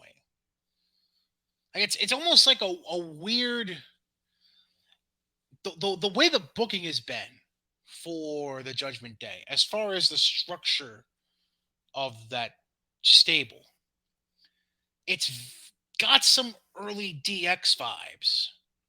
Obviously, not the presentation, just talking about the overall structure of the group. Like Finn and Damien are the two males, prominent. They both talk, um, both decent in the ring. Finn, obviously, more so than Damien. And then you have this like female enforcer kind of type that the difference being between Rhea and China, obviously, is that Rhea has established ring credibility and can wrestle and beat some ass. But you're taking Rhea into that China like territory because she hasn't done a whole lot of actual wrestling. Um, you could talk about whether or not that's related to whatever health stuff she might be going through right now. But they basically established her as an enforcer type with the group, which is an interesting concept because we haven't seen like a female enforcer type of role in a long time when it comes to a stable. So it's very intriguing to me to see if they keep going in a direction like that, or if they can get Rhea wrestling again and then make it more like three even parties all wrestling and stuff. So I don't know. It's it's an interesting dynamic, and it's one that I'm kind of digging right now. I'm not gonna lie. I'm digging the dynamic for as long as they can with whatever's going on with Rhea, because clearly something's going on with Rhea. There just hasn't been any public acknowledgement of it. Um, and so they're just trying to get by while they can. Um, so after that, we had Tamina and Dana Brooke backstage interview interrupted by Bailey. Okay.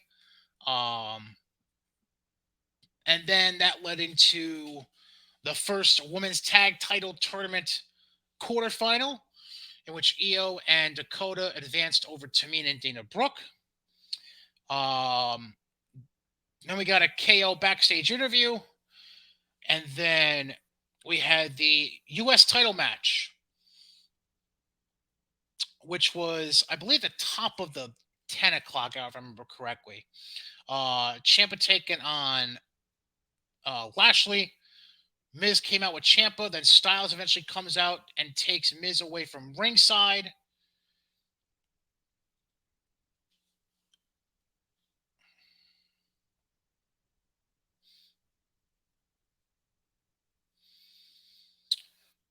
And then, excuse me. And then Lashley ultimately retains over Champa, making him tap out to the Hurt Lock.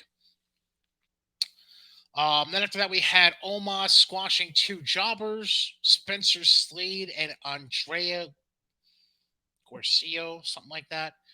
Um, which brings me to a quick side note that I made about this. And pinned, I think I've pinpointed my real issue with Omos. And it's not a big issue, it can be fixed. I just don't know how you fix it. I feel like my problem with Omos, you have the mouthpiece on him with MVP, which is great. You have, he's not the worst big guy I've seen. Um, I'm not saying like he's not a guy you want in the ring 30 minutes, but like he can give you 8 to 10. Um, and it can be of decent quality. I think my problem with Omos at this point is his appearance. Like the nondescript look he carries with him of just a random ass tank top, pants, the wrist tape. Like maybe I could just be getting very nitpicky with it, but there's just something about his general appearance and his attire that just it's bothering me. It's really bothering me, and I can't pinpoint why. Um, I don't know. I'm just I'm sure JD won't give a shit because he's not an Omos fan. But I can just feel like I'm at a point where I think that's figured out. That's what bothers me at this point. Um, I'm not saying Omos is going to be a long term player, but at least for like you know maybe another year or two, possibly. As I believe we have Mr. Alexander rejoining us. We're going to see. We're waiting. Oh, I see him. He's smiling. He's he's smiling evilly. He's he's very nice, very evil. JJ Alexander. Um, We need to get like some like PC text to sponsor the show or something. Fix my shit. you can sell that. Um, Hey guys, find me some shit. so real quick, just to rewind.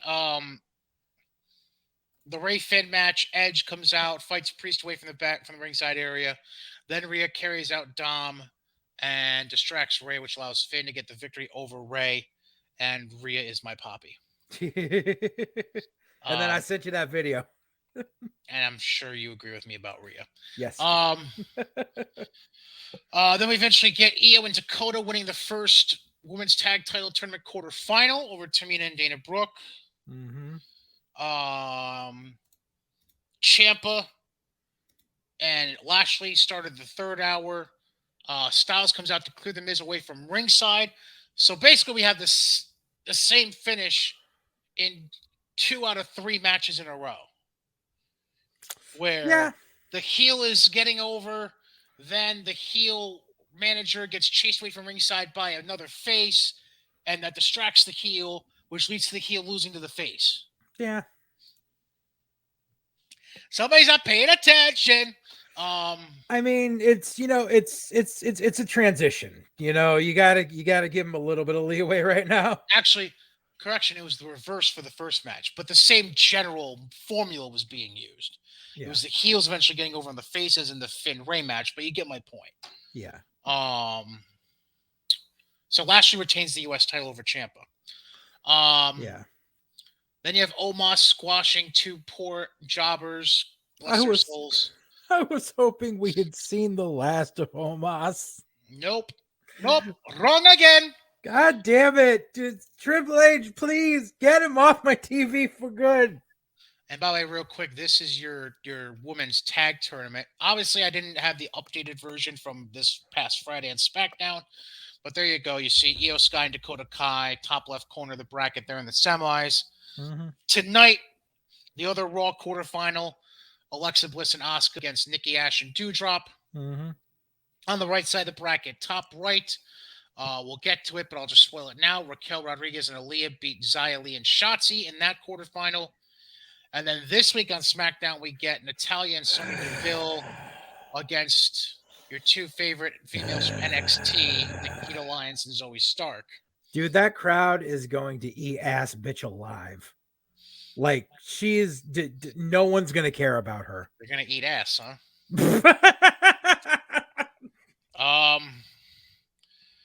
Then we have Rollins with a backstage interview about Riddle, because Riddle's coming back apparently tonight to have some kind of address about his future, whatever. Then we get Ziggler beating Chad Gable. And then we end the night with Styles beating The Miz in a no DQ match. But at the end of Raw, and they didn't really show it well. I'm not sure if that was on purpose or, like, I don't know if that was a production truck fuck up or what. I think it was to leave that air of mystery because they also did the thing earlier in the show with the car crash backstage and stuff. Right. So let's connect all the dots here. So there was 2 backstage segments that led to this ending point of the night. Mm-hmm.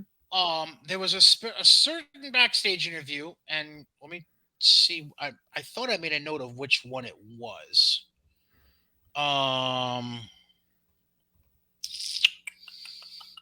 Wasn't Edge and the Mysterios. I was in the locker room. Miz and Ciampa was in the locker room. Mm-hmm. Which one was it? It was Tamina and Dana Brooke. Yes. So they got interviewed backstage.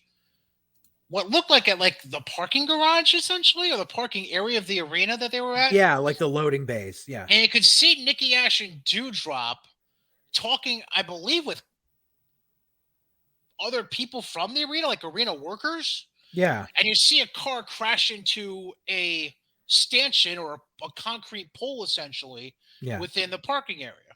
Yeah. So that's tease one. Then fast forward to KO being interviewed backstage after he laid out Zeke, and Yeah. he was in that same spot.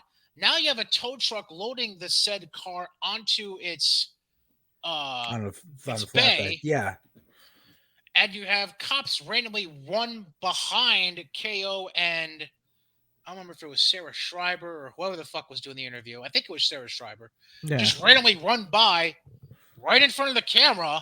Yeah. Um, which leads to the ending, which was after Styles gets the win, you can clearly see police and security detaining someone at the ringside area, right in that empty space near the Corey Graves side of the commentary table.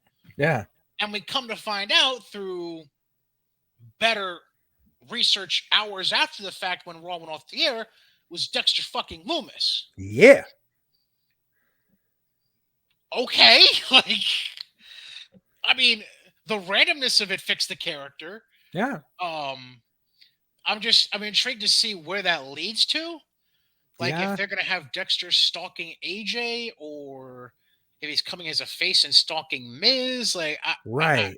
or is Like it, we're not or quite is it sure yet. just, or is it complete random happenstance? It happened at the end of the night during that match, and he's just gonna be, it's just gonna be random shit from him, like because that's kind of how it started in NXT, wasn't it? It was just random people, and then they just happened to fixate on certain somebody at eventually. Yeah. That's been the Sam Shaw story for the past like decade.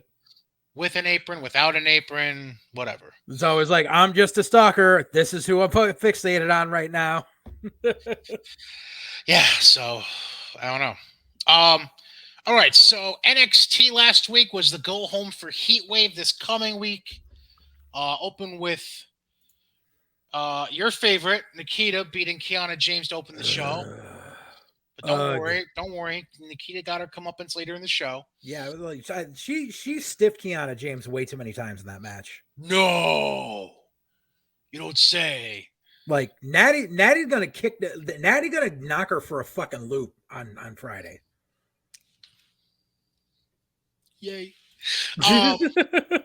After that, we had the Creeds and Apollo Crews doing film study together. Roddy interrupts, and then Roddy and Apollo get into an argument, and now they end up making a match for later in the night. Mhm. Sure. Wesley beats Trick in the rounds match. I was very indifferent about that match. It was weird, very weird. It was a time filler, especially because they were going back and forth between having the gloves, not having the gloves, and just like right. I don't know. It was just very odd. Yeah.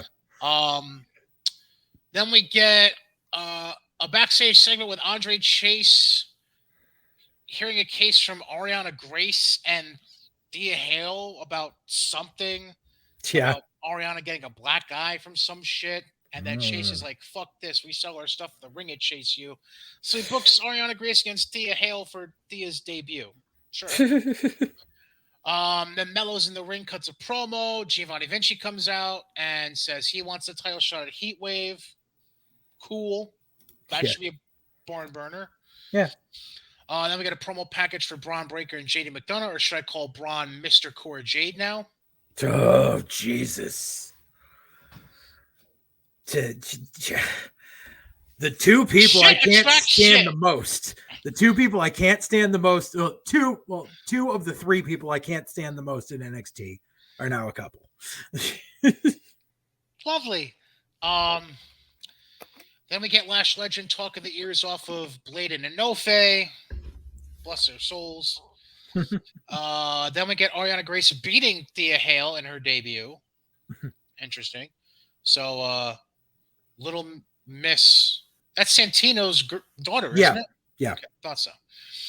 Then we get Apollo beating Roddy. Like, what? I guess the question is, what the fuck are they going to do with Diamond Mine? Like, what? I don't know. What's the end game here? I don't know. I mean, it's obvious that Diamond Mine was a Pritchard freaking thing. Is the end game for Diamond Mine to just break up, or like have Roddy leave and Apollo comes in? Maybe like I don't get the end game here. Who knows? I mean, the thing is, it's the Creed brothers are just so awful. And no matter what you do, you can't polish a turd. They are not ready for freaking TV, let alone being the freaking tag Yeah, champs. I know. Oh, interesting. We'll get to that in a second. Um, so then we get a segment backstage with Sangha and Feroz and Leon. They're interrupted by Kaden and Katana, the women's tag champs, and that somehow leads to, if I remember correctly, they basically just ended up um, setting up those two teams to face off for the women's tag titles on Heatwave this coming week. Yeah, just At least cause. I think I could be wrong. Yep, I'm double yep, checking right now. yep. Nope, yep. Caden and Katana are now just facing off against Team Latin demographic for the hell of it. Um, so it's Braun and JD. We already knew that. Yeah. Vinci and Mello, and the others I'll get to in a second. Um, so uh, that match is not listed on the WWE website, but I'm pretty sure I was right. I'm pretty sure they promoted that by the end of the show for happening on Heatwave, but I could be wrong. Yeah. So after that, we get basically, like I mentioned, Diamond Mine is essentially imploding. I think it was Roddy coming back and talking shit with the Creeds or something. It was, I don't know, fucking Yeah. weird. Then we have the final accord with Santos Escobar and Tony D. They're going to be in a street fight this week on NXT. If Santos wins, Legado is free from the family. If Santos loses, he's gone from NXT forever. So I'm guessing Santos is going to do the job and he's going to show up on SmackDown. Okay. Then Wendy Chu lays out Tiffany Stratton in her locker room. Sure. I think that blow off is going to be this week as well, but I could be wrong. Better not be any more fucking hippity hops. Then we got Pretty Deadly beating Bladen and Nofe. Which is decent. It was a clusterfuck at the end though with Briggs the end. Yeah, the end was a clusterfuck. But I mean, and then Lash Legend comes out and attacks Fallon Henley after the match. Like, I mean, so now we're putting Lash Legend with Pretty Deadly. Is that what we're fucking doing? For the moment, like it's kind of ridiculous because it's so we can get to the whatever takeover ish thing is going to happen in Cardiff, Worlds Collide or whatever for the UK tag belts. But I mean, Blade and No Fair, they continue to become more and more impressive every time they're on TV, which is a good thing. The less Lash Legend, the better. Oh well, yeah, she needs to go. She's one of those chopping block people. I loved her as a college basketball player because I remember her playing for Mississippi State, but her as a pro wrestler, I just want to punch my TV screen every time I see her come on. Then we had the camera crew showing Cameron Grimes leaving, and he ends up crossing paths with Schism again, and Cameron basically says "fuck off" and leaves. Mm-hmm. Sure. Then we have JC Jane and Gigi Dolan getting a promo package that doesn't involve Mandy Rose. So I don't know. I don't know. That was kind of random, I thought. Yeah. Well, because don't you know, like, luckily, I'm pretty sure the toxic attraction experiment is finally going to end.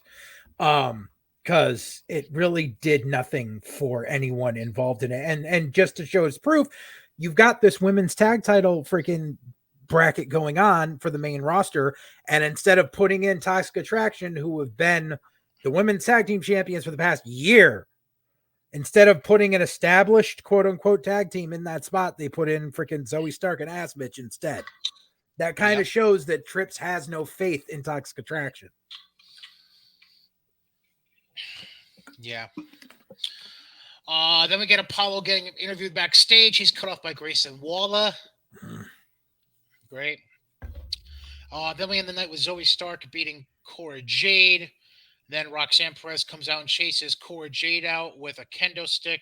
Mm-hmm. And then Mandy tries to sneak attack Zoe. Zoe says "fuck you" and lays out Mandy, and that's how we end the night. Yep.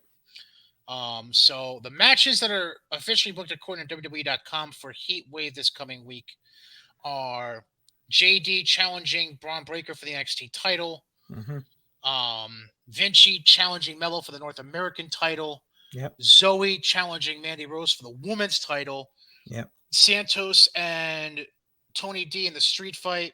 Yep. And I'm missing. Most likely the women's tag match.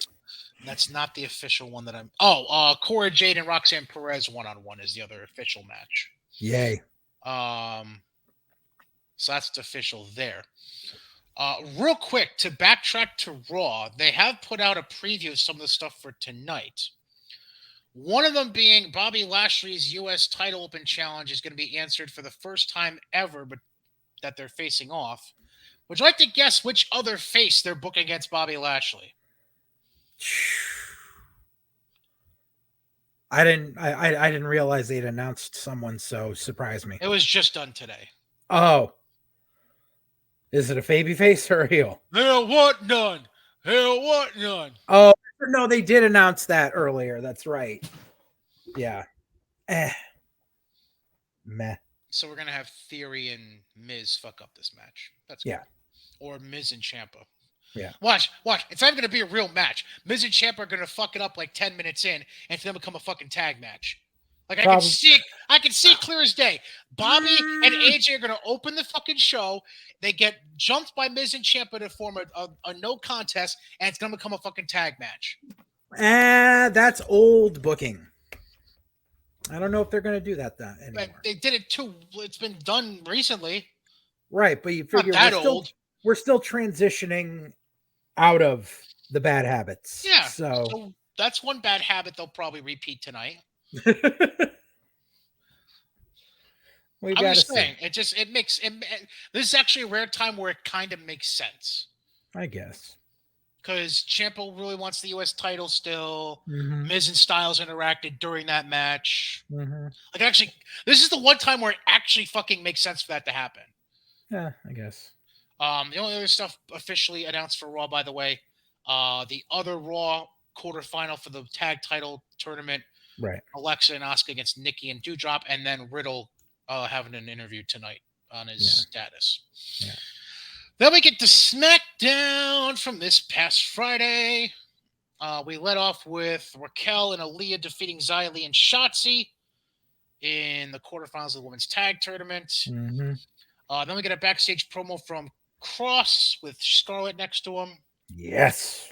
Then Drew cuts an in-ring promo. Scarlett comes out and with her entrance and gets onto the apron. I think she actually got in the ring at one point. Yeah. But the Usos end up fucking that shit up by jumping Drew, and Scarlett kind of just scurries away. Yeah. So, yeah. Then we get a promo package about the IC title and its history. Yeah. Which is good. Yeah. Then Kofi jumps the Viking Raiders during their entrance on what was supposed to be Ivar against Kofi. He attacks with a kendo stick, but then fucking Hanson and Rowe, they remembered, oh, we're 600 pounds. Fuck this shit. And they just love the one spot where Hanson just took the shield and right upside Kofi's head. Fuck you! Just sabooed him. Just boom! Yep. Just fuck it. Yeah, they lay out Kofi so we don't even get a match there. Then Drew takes out the Usos backstage when Sammy was with them, but Sammy ran away from the attack. He was going to get security. Yeah, sure. Then we get the surprise return of Hit Row, which I don't get it. Like, so I'm happy for kind of random. I'll give you that. I'm happy for B-Fab and I'm happy for Ashanti. Uncle Phil needs to go the fuck away because he's the reason they got fired in the fucking first place. Uncle Phil. Yeah, look at that Uncle Phil Kool-Aid man looking motherfucker. He's the reason their whole shit got fucked. I get it. Yeah, so they beat who the two porcels? Oh, Brandon Scott and Trevor Irvin were their names. Yes. Then they're gonna have the contract signing for Shayna and Liv, but before that, Ronda comes to the crowd with a duffel bag. Roll of money. Pays a fine like she's fucking $1 Million Man. Money, some double money. Or like the character from the end of Moulin Rouge. I paid my whore. Yes. I'm glad you got the reference too. It seems like. Um, Roxanne. wow, wow, I love you more. Um, Dude, it's and a then fucking Baz Luhrmann musical. How would I hey, not know it? I'm just saying. Didn't know you were much of a musical guy. Sled Ronda gets escorted. I didn't know that. Um, Ronda gets escorted out. Has an exchange with Shayna on the way out, where I think Shayna was basically like, "That's not how you do shit here," and fucking whatever. Mhm. Sure. Then we have the I living. mean, if this is going to build towards a Shayna versus Ronda match, I mean, Well, they've been there's having. some money to be on the table I there. think they've had Shayna and Ronda tagging at house shows recently. Oh, okay. Because I did see a picture of Ronda in a tag match against Raquel and Aaliyah. Oh, okay. And I didn't get to see what part it was, but I would assume it was Shayna because Natalia's with fucking Sonya. Sonya Deville for the tournament. So Right. that's my assumption. I could be wrong. I mean, if they really wanted to, you go back, the thing that Vince always wanted to do with the four horsewomen versus the four horsewomen. Mm-hmm. But the thing was that Jessamine Duke and the other bitch, the Mrs. problem. Roddy. Yeah, they just never improved. No. You could viably see Trips kind of trying to figure out something over the next, 6 to 8 months where you could viably get back to that, but instead you do Charlotte, Becky, Sasha, Bailey against Ronda, Shayna, Sonya, and possibly Natty. I could see that. Yeah, I could see that. Yeah. Mm-hmm. The only oddball in there obviously would be Natty, but like, Right. for whatever reason, that does seem like a good fit too. So it's like it's not a complete oddball. So yeah, that could work. Yeah. Let's see what else we got here. Usos challenge Drew to a tag match. Drew comes out alone, but then eventually Madcap Moss joins in as his random ass tag partner, and Drew and Madcap get the win over the Usos. Which doesn't really make the tag champs look that good. Thank you. Then we get this backstage segment between Los Lotharios and Maximum Male Models. Yeah, we're gonna put in dissension where the Lotharios are gonna try to, we're gonna get Lotharios versus Maximum Male Models. Like, fuck yay. that, Lotharios would fucking work in that group. Like, if there's anybody who would work, like personality wise, who would work well within the confines of what they're trying to do with that group, I think that's the only team that makes fucking sense for that. I guess. I don't know. I just think like you're kind of overloading. You're going to put Mansoor and fucking Masse in the fucking ring? Well, no, but my point. At least Garza and Carrillo can fucking wrestle. Yeah. Just saying. Like, they could be the muscle, the looks that have muscle behind them, if that makes sense. I don't fucking know. I guess. I don't know. Then Ricochet's being interviewed backstage, gets jumped by Corbin because Corbin is like the fact he lost the week before to Ricochet, whatever. Yeah. I feel like they're rolling this back to doing Corbin versus McAfee Part 2 in Cardiff. In Cardiff? Yeah. You really want to run that back that quick? They seem to be wanting it, and I feel like, I mean, if like it's they haven't been interacting directly the last couple weeks.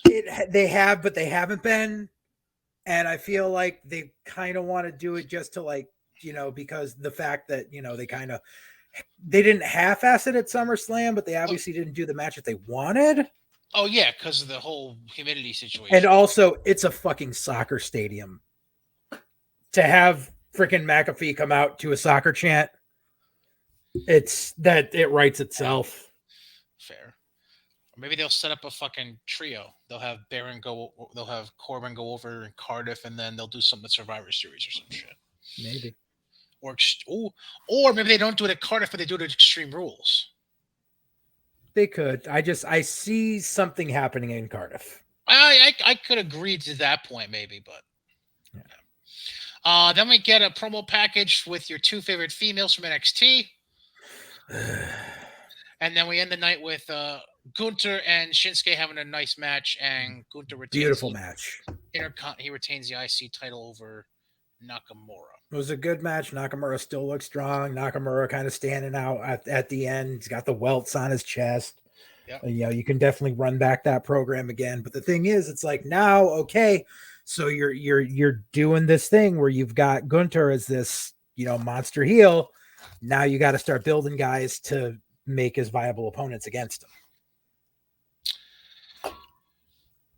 So, and I'm wondering if that's going to involve Pete Dunne.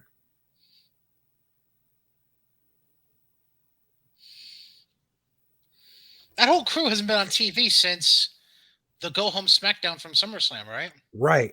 But if Pete Dunne teased something on his Twitter like a week or so ago, and he posted an old picture of him as the Bruiserweight with the NXT UK title. Yeah, that'd be nice. So, like, here's the question is, obviously we know the NXT UK title is vacant right now. Mm-hmm. Are they going to have Dunne go back and vie for that? Or do they have Dunne split off from Ridge and Sheamus? And we all know Dunne and Walter can have the fucking most amazing match on the damn card. Do we know why Ilya vacated the title? Was it injury? It was an injury, yeah. It'll be interesting. I know you're mentioning Dunne. Mm-hmm.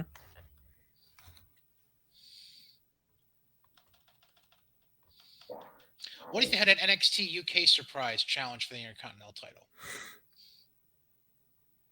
Such as?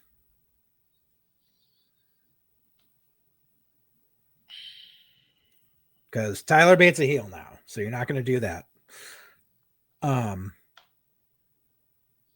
They've done Walter and Joe Coffey before, but Joe Coffey's not a big enough name to just slap on the main roster in Cardiff. Is Joe the one that has the cup right now? Yes. That's unfortunate. UK is kind of short on people right now. I'm going to think on that and get back to you next week on that. Okay. All right. Real quick, before we get to general news and notes.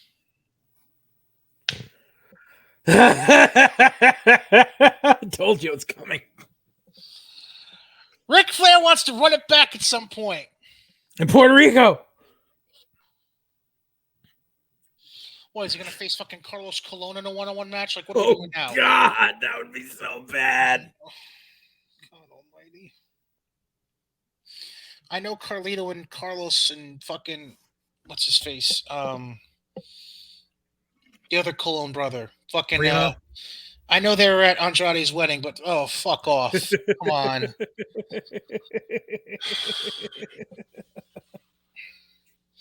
No, man, Flair versus Abby. Who can barely walk. That's nice. Yeah. That's fucking nice. What's Abby going to do? Throw forks 20 feet away?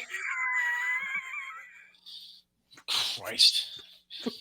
No, he creates his own fucking spit gun or first blow gun. He creates his own blow gun so he can hit him from 40 feet away. Gotcha, motherfucker. Gotcha, bitch. Jesus fuck.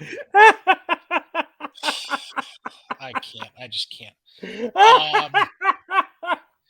MLW's returning to Philly for October. Yay. I mean, I don't know. I'd like MLW to do some more shit closer to Connecticut. Like, you know, but the thing is, when they run in New York, they're so damn expensive. Mm-hmm. Like, for a company that's really pretty much still in India, like, their prices, like, Philly, like, the shows in Philly aren't actually that pricey, but it's the fact that you got to go, you got to get it. You know, it's like, it's too far of a drive to do in one day. You got to stay overnight somewhere. So that's factored into the price. Plus, it's a matter of you got to stay in Philly.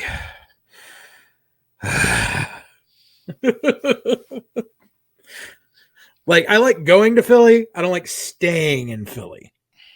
Depends on what part of Philly we're talking about. But that's the thing. If you want like affordable Philly, it's not good. Yeah, I know. Like, that's why, like, honestly, if I'm considering going to Mania, what is it, 40 that's going to be in Philly? Yeah. Like, I mean, obviously I'd look into staying in Cherry Hill. Stay over the bridge. I mean, I might be considering that. Like, I'm still yet to go to a Mania in my lifetime. Couple news and notes. Number one, did you hear what asshole posted on Twitter this morning? A picture No. that has people thinking, "Oh, he's gonna come back to WWE." Oh my god! Oh God, no. What did the thing in the what? Give you a hint. It's a picture of him on the top of an entrance ramp at a live event with Bobby Lashley. What, Leo Rush? Oh, jeez. That's never happening. Never. Never. Ever. You will sooner see Nick Gage win the Intercontinental title from Gunther. Wow. Speaking wow. of, did you see about the GCW show this past weekend? Was that where they were doing the whole Cardona Chelsea Green wedding shit? Mm-hmm. The only thing I really saw was fucking Moxley kissing Effie in the middle of their match. That's all I saw. Mox beat Effie, and then Nick Gage came out afterwards, and Nick Gage challenged Mox for the GCW title. So they're running it back one more time, final time. Mox versus Gage. If if Gage loses, he has to retire. But Gage. It's for the title, but if Gage loses, he has to retire. Which so obviously, Gage is winning. Yeah, Gage is winning the GCW title. That's some creative booking there, Brett. They're obviously running it back after All Out, so because they were waiting for Mox to drop the interim AEW title before they have him do the job to Nick Gage. Good job, Brett. Nice booking, Brett. So we have a spoiler for Impact that I just found. Oh. We have a spoiler about who will challenge Josh Alexander for the Impact World title at Bound for Glory, which is being held in Albany in October. Oh. At the Washington Avenue Armory, which is the smallest, grungiest, oldest arena in Albany, but whatever. Hey, man, it's Albany. Hey, maybe I'll take a trip up. It's kind of appropriate, though, for Impact that they go in that arena. I want to go to the Gateway Diner. So, apparently, the TV tapings in Chicago were Saturday night. Mm-hmm. They had a number one contenders elimination match. Oh. Let's take a guess who won that match. Oh, God, please don't let it be Moose. No. Okay. I'll give you a hint. It's somebody from Honor No More.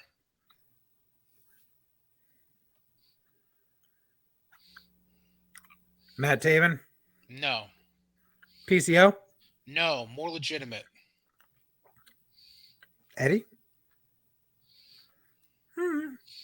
Well, didn't Eddie just have a shot like 3 months ago?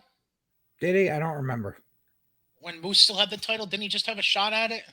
Probably. Like earlier in the year? I think that's their go-to. Damn, we don't have any legitimate contenders, do we? Fuck it, put Eddie in there. I feel like basically. That's their go-to solution for whatever reason. Although I don't know, I wouldn't have minded seeing Taven. That could have been interesting. No, thank you. I'm just saying. So we're going to end this show on a nice sour note for me.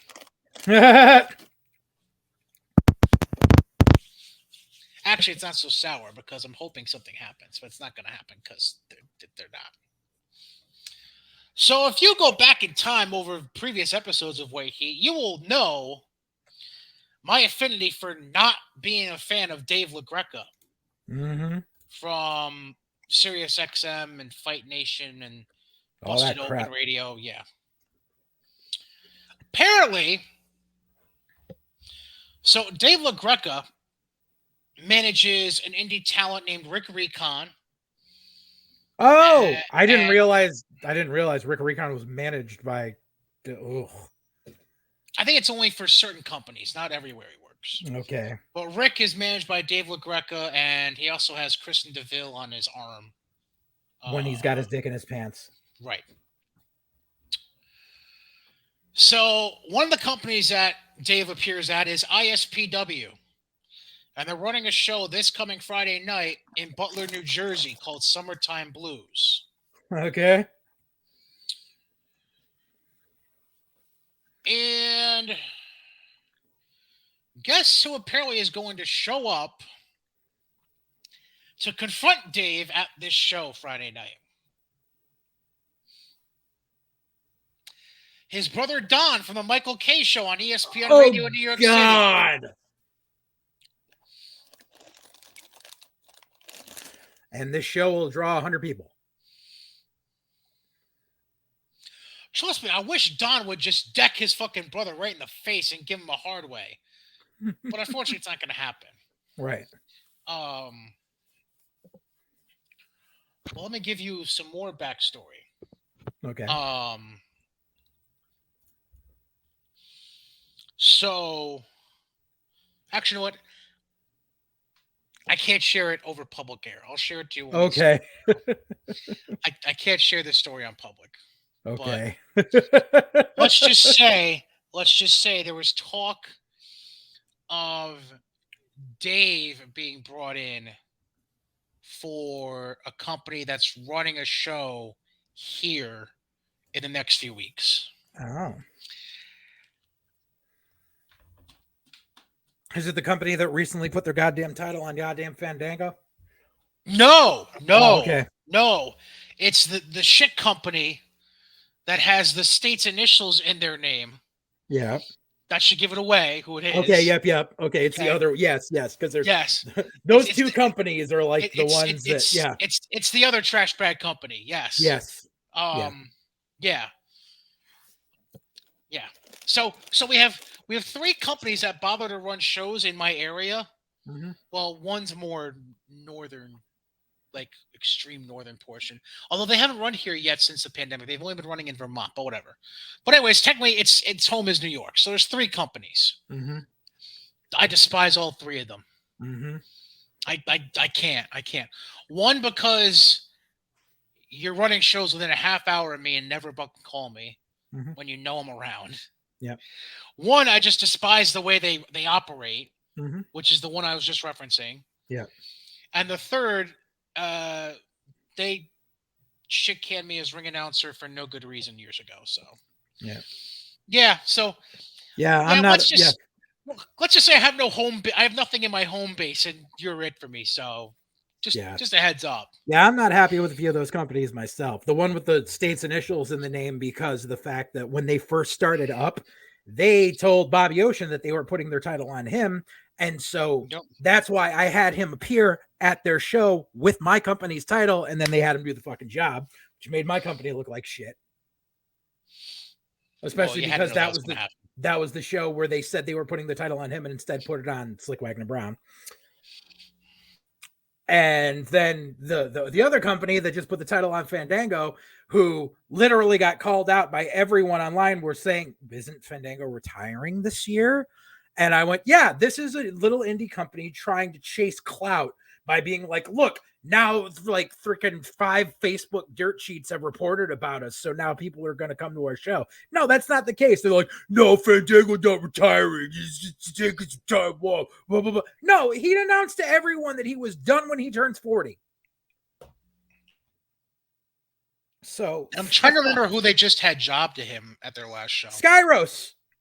Mike Skyros, he was their champion, who is an amazing freaking talent. Well, no, they had another show this past weekend. I'm trying to remember who. Oh, okay.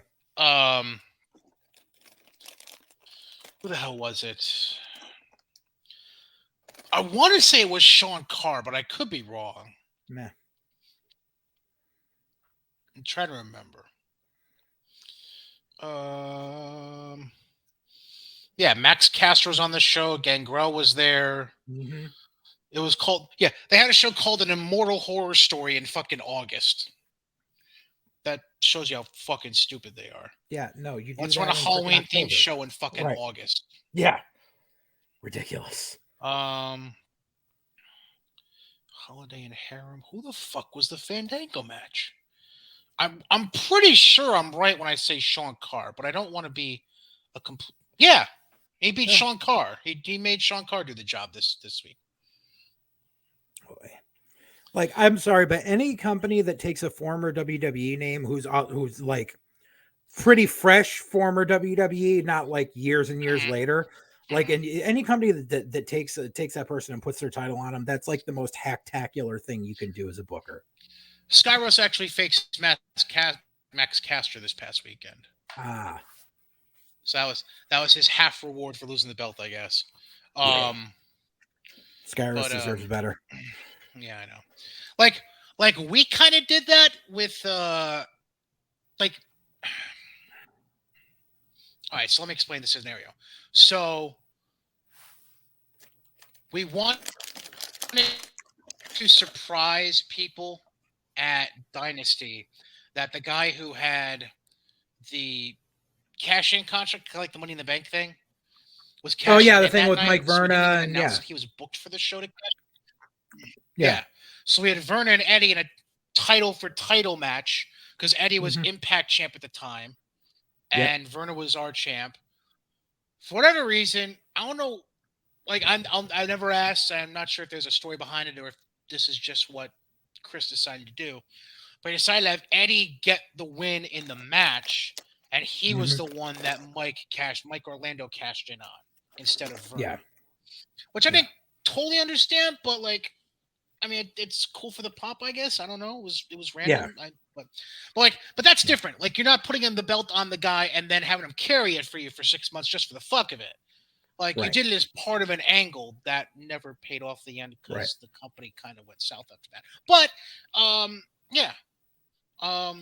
Right, because like that was one of the things like back in the day when I used to go down to Jersey for the cyberspace shows and Billy Firehawk, where where Slick was his champion and he had Slick drop the belt to Jeff Jarrett.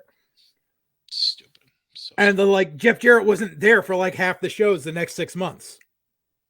And they would just have like a random guy who was like this random indie manager, like walk out with the belt representing Jarrett to not be there and shit. And like, no, dude, there was like no point in this. It did nothing to like increase your house.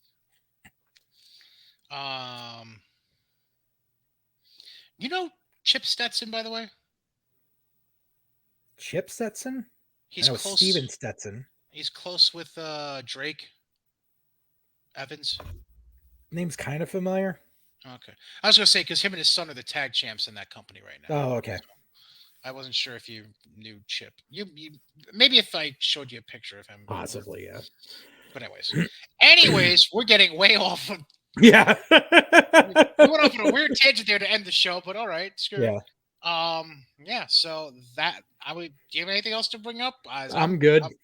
I'm fresh out of shit right here. Yeah, I'm tapped out. Yeah. Just a quick reminder, by the way, as we wrap up the show, that we want to thank one of our sponsors, Mohawk Honda. And hey, you know, they're willing to go out of their way to make sure you get the best vehicle for your budget and your lifestyle. Whether you're trading in or just flat out buying a vehicle, they will make sure they not only search their lot, but the entire Eastern Seaboard to get what you are looking for. And don't forget, this is still a prime time for you to trade in or sell your vehicle straight up at Mohawk Honda, as their supply chain is still facing challenges, even though the pandemic, you know, it's been a while since the pandemic since things have loosened up from the pandemic. The supply chain is still facing challenges, creating a great selling opportunity for you. And in some cases, you might even get more than you originally bought the vehicle for. So it's an even better opportunity than you may have thought. And as always, if you're looking to trade in or just flat out buy a vehicle, the team Mohawk Honda is always there to help you, whether it's Cars with Current Svoboda, our boy Trav Landry, Luisa VIP Man Morales, or go right to the head man in charge, the GM, Greg Johnson. They'll hook you up and take care of you, because of Mohawk Honda, Freeman's Bridge, or Nova Scotia, they're always looking to go out of their way to please you. So thanks to them. Thanks to Johnstone Supply and Troy as well for sponsoring the show. And that's it. That's been episode 62, White Heat, presented by Godzilla Media. That's JJ. We'll try to get somebody on the case to fix your Wi-Fi and computer problems for next week. Right. Motherfuckers. That's Titus in the background. I'm Brian Cady. Twitter, I'm at Brian Cady. He's at JJ_Alexander. Any questions, comments, complaints, computer resolutions, send them my email, brian.cady@godzillamedia.com. That's GOZILLA media.com. All right. Enjoy a week of wrestling as we get closer and closer to Cardiff for WWE. We get closer and closer to All Out that same weekend for AEW. And we also get closer and closer. We get Heat Wave this week from NXT, but we also have an NXT special coming from Cardiff, apparently, Yeah. on that same weekend. So crazy Labor Day weekend coming up in a few weeks. So make sure you stick around right here for all the latest updates regarding that big weekend in the coming weeks. That being said, Mr. Eyebrow Raiser, say go fuck yourself, JJ. Go fuck yourself.